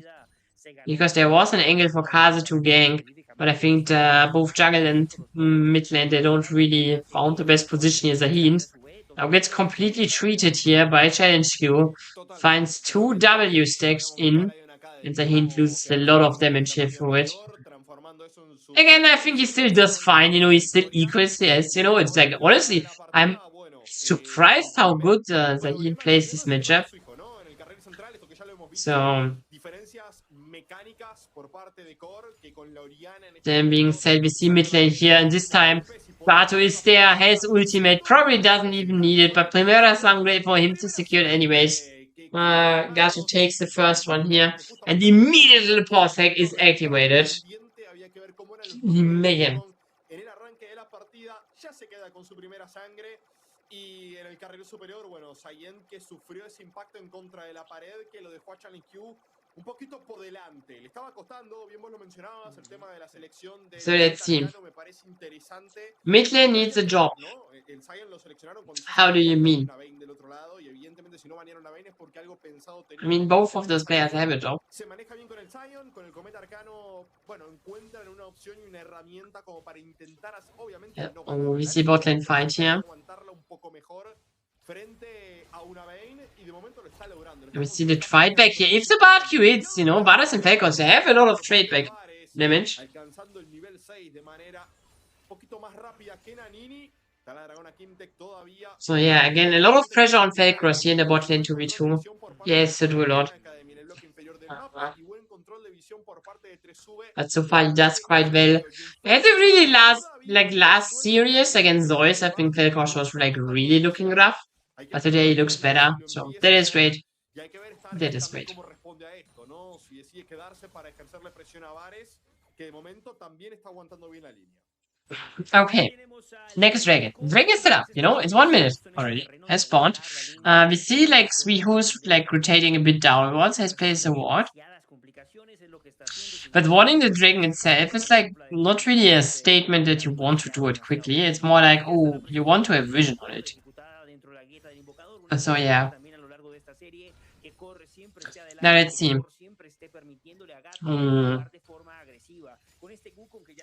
I think he could have gotten all of those ranged minions, but Suiho loses 2 of them here. And Felcross is always there here. So Core can play really aggressive. It is like, honestly, kinda mind-blowingly how aggressive Core can play against Talia Yavan here. I mean, obviously, Javan is not level 6 for long, but, you know, he also has not locked in yet for it. What if Lions wins? Yes. It is a best of 5, so you have to win 3 games. If you don't win 3 games, then there's another game, you know? Until one has win 3 games in total. 3v team right now on 2 wins already, you know, so they only have to win this one. And then they would secure their playoffs run against Kites tomorrow. On the other side, if Lion loses this now, then, you know, it is rough. It's just not rough, honestly. They're just out of it, you know. The year ends then. Obviously, for Lion, the organization, the year is still long, you know. The LCS team is quite good right now. Not first in NA. I think they are like 3-1 right now, so like they have a shared 2nd place. But besides that, I think like Lion is actually like a team that could be like you know, they could definitely be like a top 5 team in the world right now or some shit. So LYON Academy though, they are far away from like honestly, you could even say that LYON Academy is not the 5th best team in LRN, and I would, you know, I mean, if they would win this series, then, you know, I may be silenced. But considering they only got 7 in the regular season, now the first ultimate used on Core here. Obviously, Core Flash is out of it, you know, there's nothing too unexpected, but now he has no Flash for 5 minutes, you know. So now the window starts with Riku and Kaze can really, like, they can kill him on cooldown, honestly. So a really important cooldown is blown now, and now it will be interesting to see if they can use this cooldown or not. I do think it is quite easy to use, especially because Core is playing really far forward. But we have to see, you know. It's not always as easy as it looks as a spectator. Knowing that from playing myself, you know. Ooh, Nanini is going really deep here. Actually, close to the turret. He goes for an ultimate too. And Varus. Oh, Varus is still alive here. 1 HP. Nanini cannot find it in the end. And like Varus is also chilling, you know. Yes, Flash, Silveria. She was like not, you know, not sweating at all in this moment. In the end, it will be a solo plating for Nanini. Maybe also a solo kill for Felcross. He's looking very aggressive. In the end, he cannot stop him.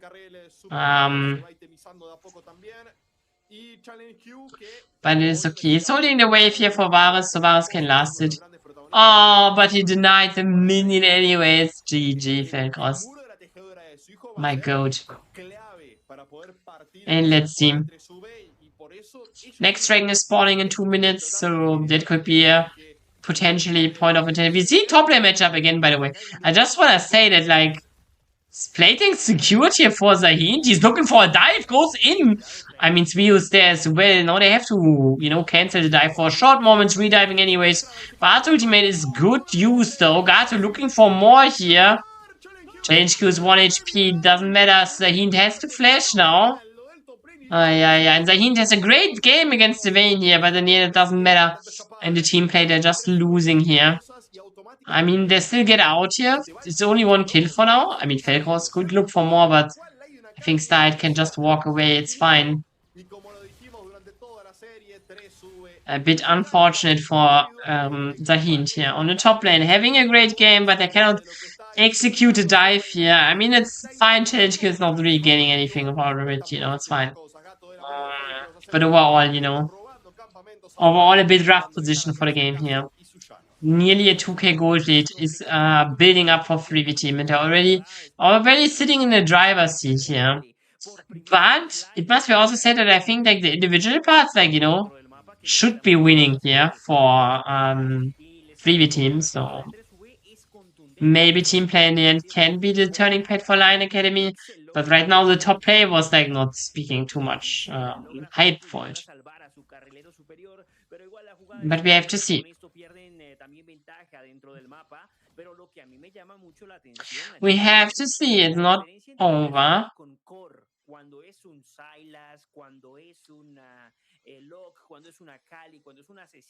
And LYON, they're clinching at this game here. First items coming in now for everyone. We see triple Trinity Force here for 3v team. And Zahid here will finally fall. Oh, he's surviving! Holy shit, but in the end, Felkos will be there to take him out here. There's no way Felkos takes the solo kill. And Zahid gets a trinket, and that's it. Also, we see Core dying in mid lane, though. So at least some bouncing back here. Nini losing a lot of HP. Wave is not coming, so Kaz is tanking the turret. Gato's coming from the other side. Varus is running for his life here. He knows Gato's coming, but Milico is putting more space in between them. He's still running, but where are you running? Trading with Nini some blows, but Nini stays alive, and Gato's in no position to trade, so... LYON Academy, they're bouncing back here a bit. Dragon now on the menu too. Maybe. But have to leave the Dragon anyways, and Gato is just happily taking over with Tempo just played out. Teko's looking really deep here, but we're not really having the damage to one-shot him yet.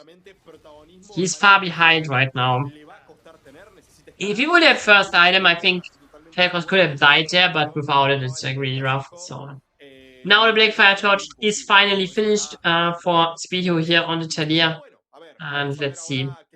I think like in general, is not the best series he ever had. It's really rough position for him, but it's also not the end of the world.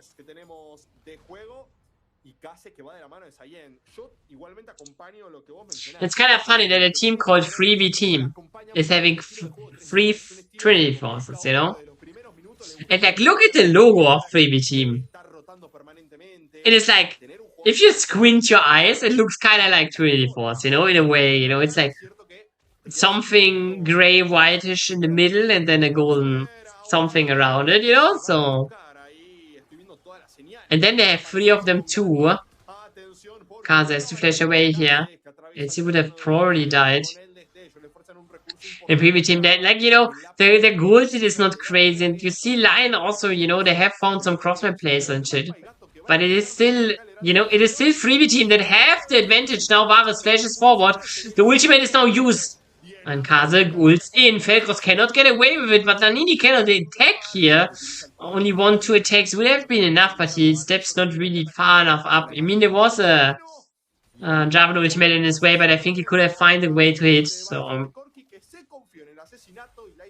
LYON Academy, they're still keeping themselves in the game. Even though I think, from what it looks right now, I think 3v Team is still giving up the tempo, they're saying what has been done, they have the advantages and stuff, so...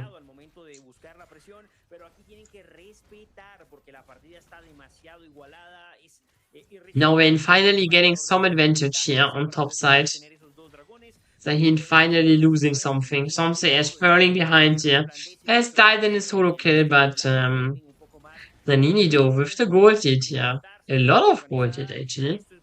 I haven't considered that yet.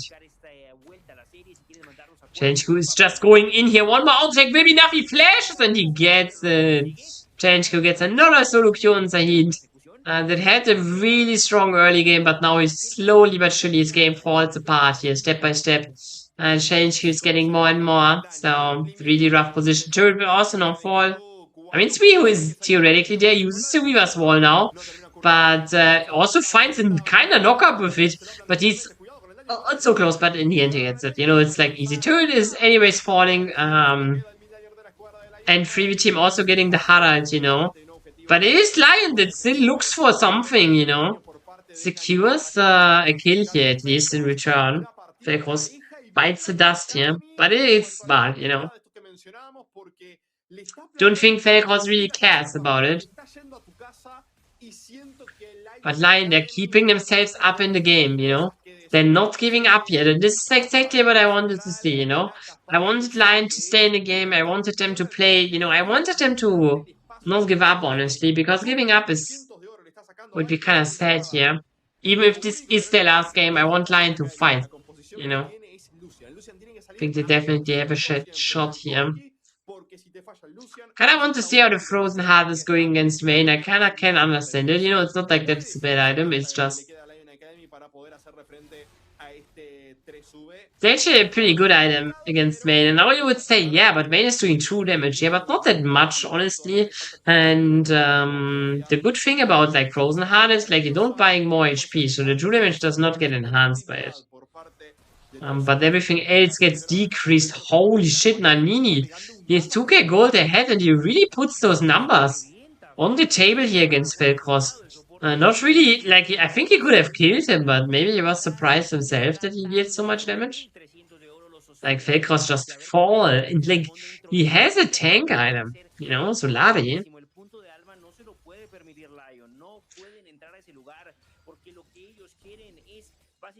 It's kind of crazy to see that, you can still deal so much damage out of it. The BF now 2 again, you know, so his damage is really divine.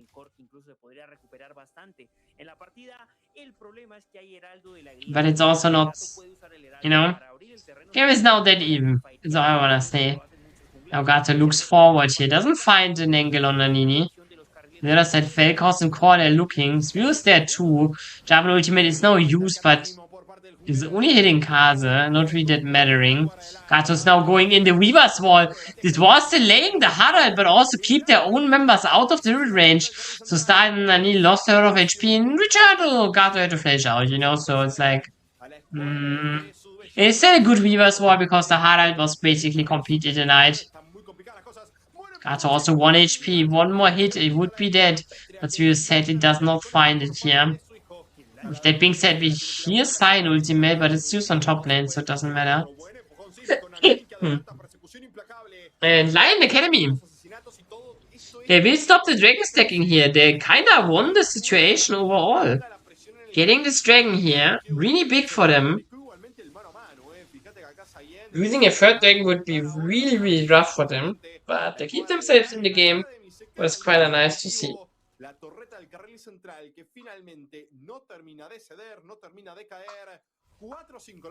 On the other side, we see Vayne. She's like, you know, it's exactly what I said. You know, getting 2k gold lit for a Vayne is not that hard. And she got it finally.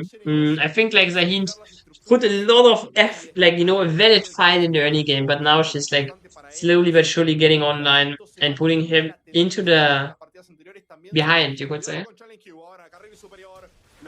The challenge queue. In the end, you cannot outplay Kaze Ultimate, you know? The Java Ultimate is kind of outplayable. So, the game still looks playable. Now, Freebie team, they're finding themselves an advantage on mid lane, but, you know, see, Nani, you know, he's so strong, he can't just do it on his own. Push them away. And Gato might be even able to be killed here. Nice pushback. And with that, LYON, they're looking stronger here, and they're potentially looking at Nash. I mean, it's not unplayable for them to play. It's not impossible, I mean. But it would be very, very aggressive. They're keeping the area for now. Nothing too crazy is happening here. And now the fight is breaking out. Again, all eyes on the Lucian. You know? he is like, if this game is carried, then it's by Lucian. Nice shockwave here, a lot of damage. Melee ultimate is a bit delayed in. Zahin is using his ultimate now, and a lot of flash from Freebie Team has to be invested too. In the end, even though the shockwave is great, there is just no follow-up here, really, for Freebie Team. If Wukong is there, I think they just killed him, but without Wukong, really the follow-up is missing. And with that being said, the situation is relaxing again. Freebie Team, they're not really losing anything, they're not really gaining anything. Same for Lion, basically they're even. But we see there are two champions that are like really ahead. And I would say that like in a general play, like Lucian should always have a better position in Vayne, no? Or like maybe not a better position, but an easier win con against Vayne. Like, he has a bit more range than Vayne, like with his ultimate and stuff, and yes, Vayne can tumble and shit, but Lucian can dash too, so I think like, especially considering that Change is going a more bruiser item build, for top lane, I think like right now, Nalini will just always like kill him, So the Goldie trade going out here on top lane now, Sweetu is on the menu. Has flash, uses it in the end. Gato still losing a lot of HP. Tries to find anything, finds it now. Zahint is now there. It's a 1-for-1 trade, but Sweetu is still low. Velkos has to flash away, but doesn't get out of it. I mean, does get out of it. Change Q though. He does not get out of it. He nearly gets a return kill on Sweetu, but in the end it doesn't matter. He's dead and taken out. So a tiny bit better position for LYON Academy again. Trading a mid-turret for it, again, the gold hit, it's like, the gold hit is not really growing yet, so it will be interesting to see how the game goes if both teams scale in the late game.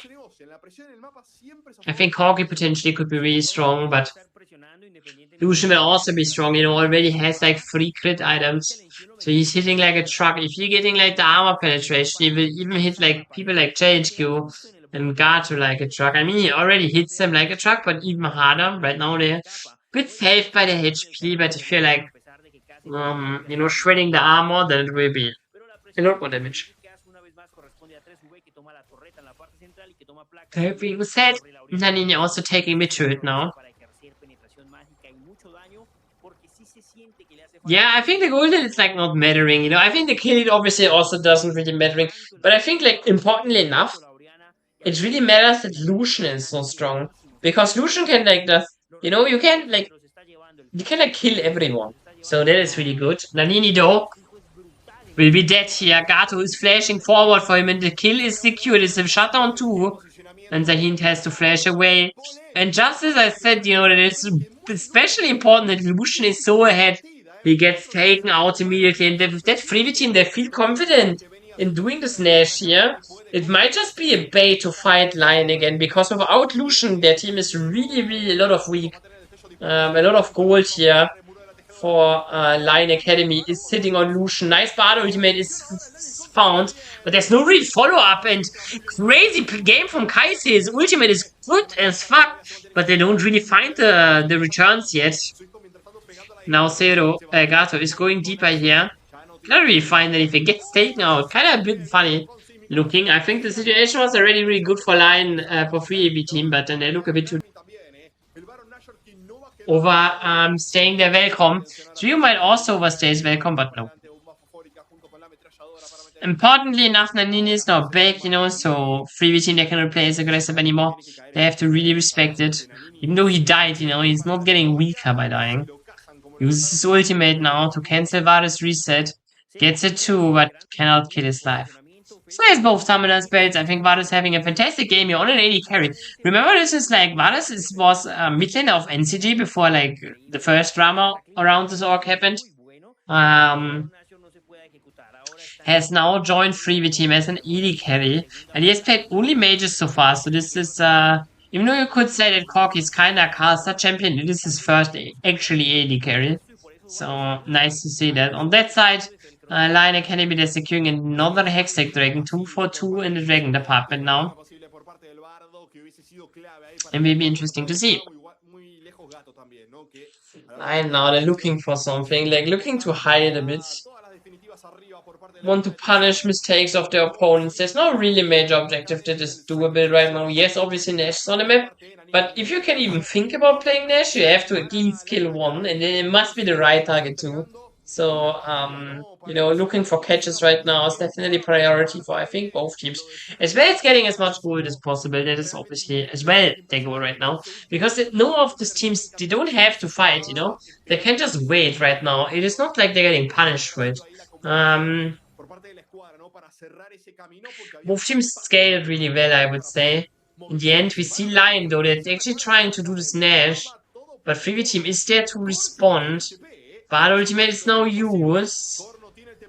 Half HP on the Nash. I think you could say the Bard Ultimate was a bit early, but they need to get Core back into their team. Now finally Core is there. So Nash also resetting. So I think the Bard Ultimate was really important, really good as well. Nice shot from Felkos. In the end, Freebie Team, like Lion, they cannot get it. But it is like, we have possible. It is always what you have to do, if you're like in this position, you have to look for this type of plays. You really, really need this type of plays. It's so hard. Okay. Besides that, we have to wait a bit more. Freebie Team is starting up. Wow, I'm sorry, I'm so tired, by the way. I have it's like a bit of a side story here, but like obviously, like I'm from Central Europe, so this is for me it's like 4 in the morning, so it's like really not my time usually. And then like yesterday I woke up really early because I kind of live on a more rural area of Germany, so there are a lot of animals around, where I live. Like farm animals and like stuff like this, and pets too, obviously. And some animal has like made in the morning, it made like a scream noise, woke me up. And then I'm like, and usually like I'm really good at like just ignoring whatever happens and just continue sleeping. But if there's like an animal like making noises, like it's like in danger, pain or anything, or like a kid crying or shit, then I really cannot sleep because I'm like my brain is just immediately like, oh shit, we have to be active now. We have to fix the crying child, the screaming cat or whatever, So a bit unfortunate. So I'm really tired right now. Besides that, I still hope that Lion can win this game, because if they win, I will drink just a bit of energy drink and I will be back at it. So yeah.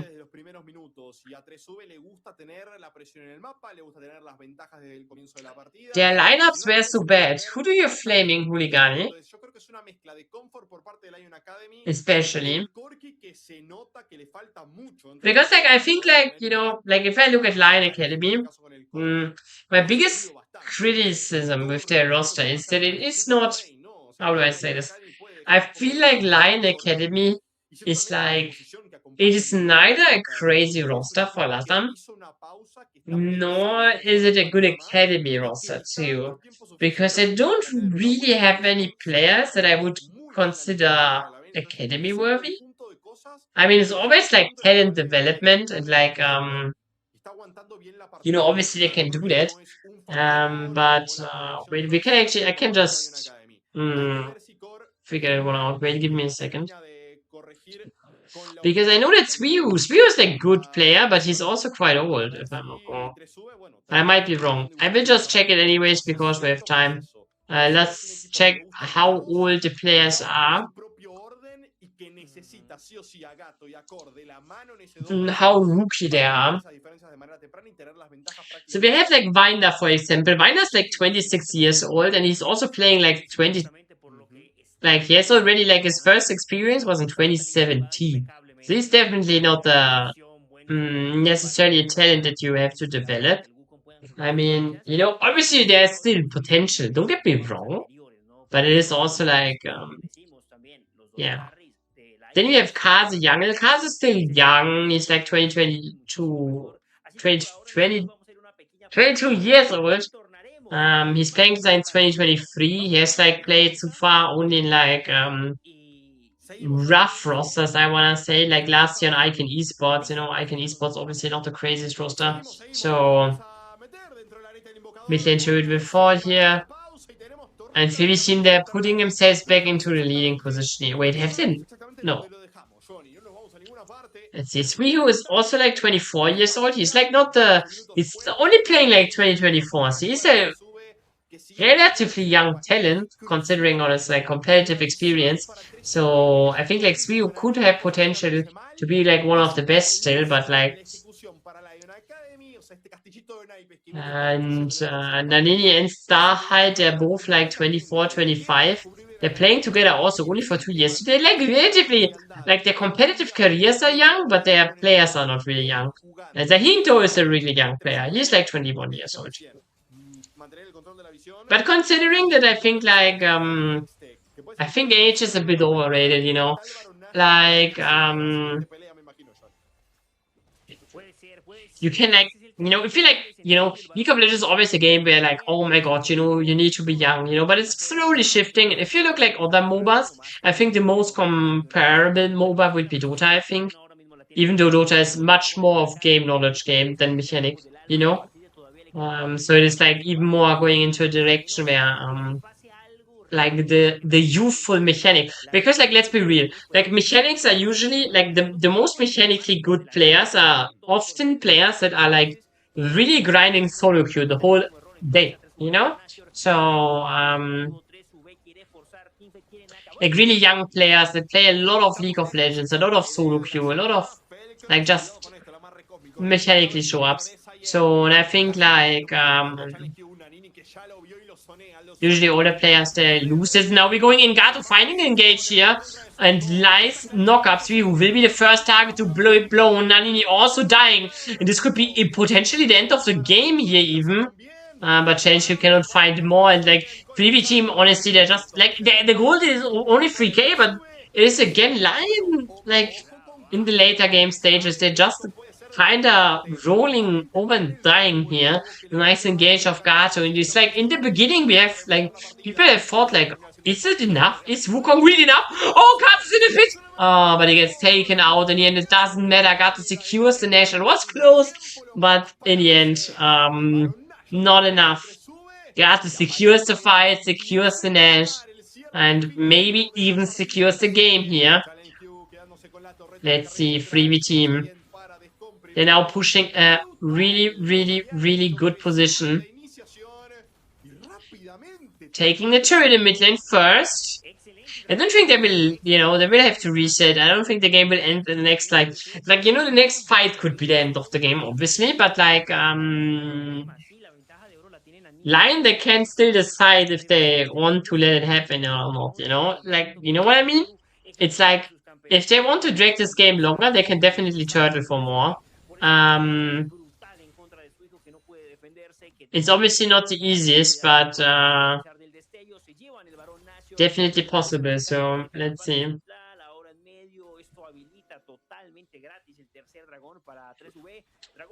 Let's see.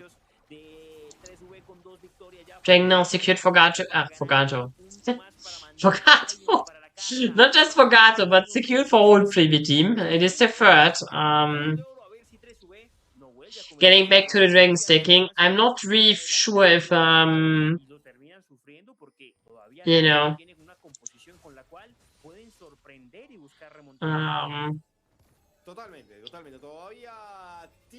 You know, let's see.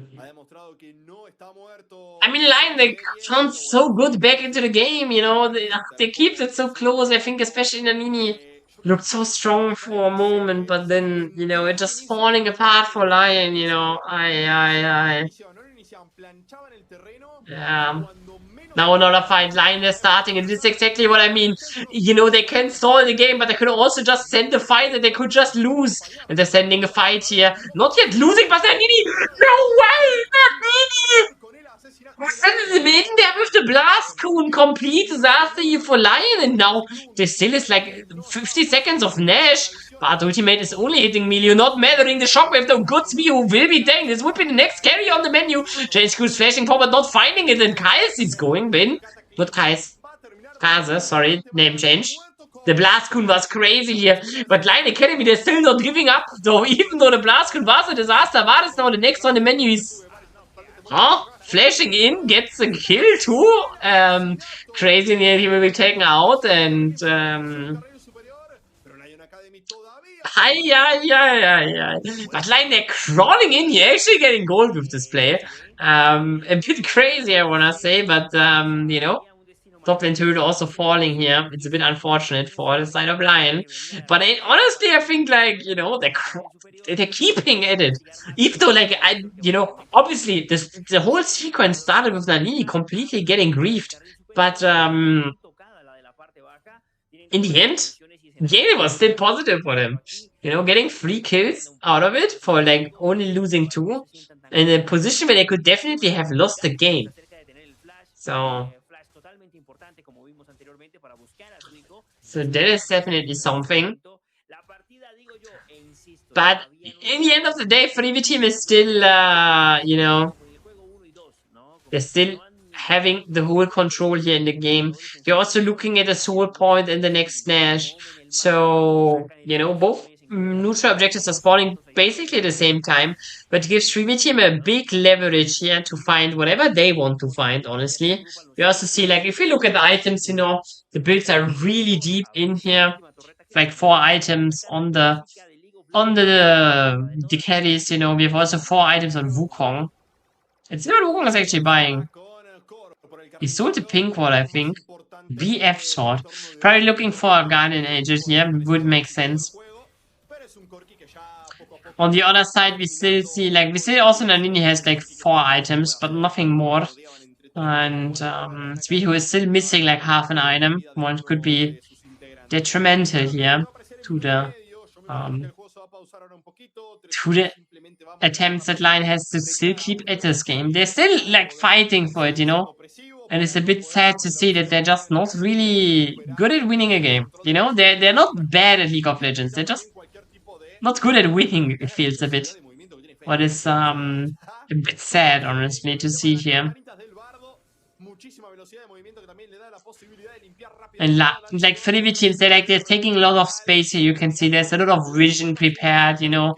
They're, like, really stepping deep into the jungle, denying all the camps and shit. Not that it really matters too much for the Jarvan, you know, he has 3 items, it's kind of fine, whatever, he doesn't care. I mean, you know, he still does, like, kinda care. Now they're going in here. Felcros on the menu, but he can start it out. And I think a lot of resources are getting used for Felcros, but he's still staying tall from forward. Kaze will find him here, and this is no way Felcros survives it this time. Will be taken out here. He could have just leave, but he stayed aggressive. And now maybe LYON, they find a way back into the series core. Steps away, gets alive for now. The hint ultimate is used for nothing so far. But might not matter, they still find a way back into the game here. 15 seconds on this Nash. 30 on the Dragon, so this could be really crucial. Core here is attacked, but Shockwave good! Not Wukong, the cycling good! Challenge Q from the side, also good! But the fight still might be not over yet. Varus is finally coming in here. Gato gets the first. Assassinato Doble. Then he is running for his life, but he can run. He can run and he can get away, probably. But at least he gets a kill. Maybe not getting away, but he gets a kill. And support is dying there too here. And for, like, the side of Freebie team, it's not the cleanest fight ever. But they still could look to end it here. And Change Q's teleporting in the mid lane. Gets immediately slowed here. Important that the hint gets that out of the way. But Change Q is now running in. And they could try it here. They have still 30 seconds on the clock. It's definitely playable. Inhibitor is respawning soon though, so it's not easy by any means. But the 1 turret is really low. Now they're looking. First turret is falling. Inhibitor top lane is falling, so it's really hard to defend. Zahin is trying his best. Needs to flash here. But in the end, he will be taken out. He has a zombie left. But ultimate is missed though. Wait. The Nexus is falling. It's too little, too late. GGVP. Freebie team, they're kind of sweeping LYON off the board, but LYON valiant effort here in all 3 games. Even though at the end it always looked kind of rough for them. I think, like, considering, you know, considering, they tried their best. That's all I want to say. They were 7th place team, I think, facing like the 3rd best team in the league. Was like really tough matchup for them. LYON is with that out. That being said, we still have, we will see tomorrow. Tomorrow we will see a 3v team against Kites. I think this is definitely a really, really big banger matchup because Kites, Kites is like a team that ramps up, looks better and better and better, but in the end, it's not too crazy either. So that being said, I have nothing to say anymore, so I will just rate someone. I will just rate Zamudo. I hope I see you tomorrow again. I hope you watch Kite series too. I'm pretty hyped to it. I hope you had fun today, and I hope you have fun tomorrow. And yeah, thank you for watching, and see you in the future.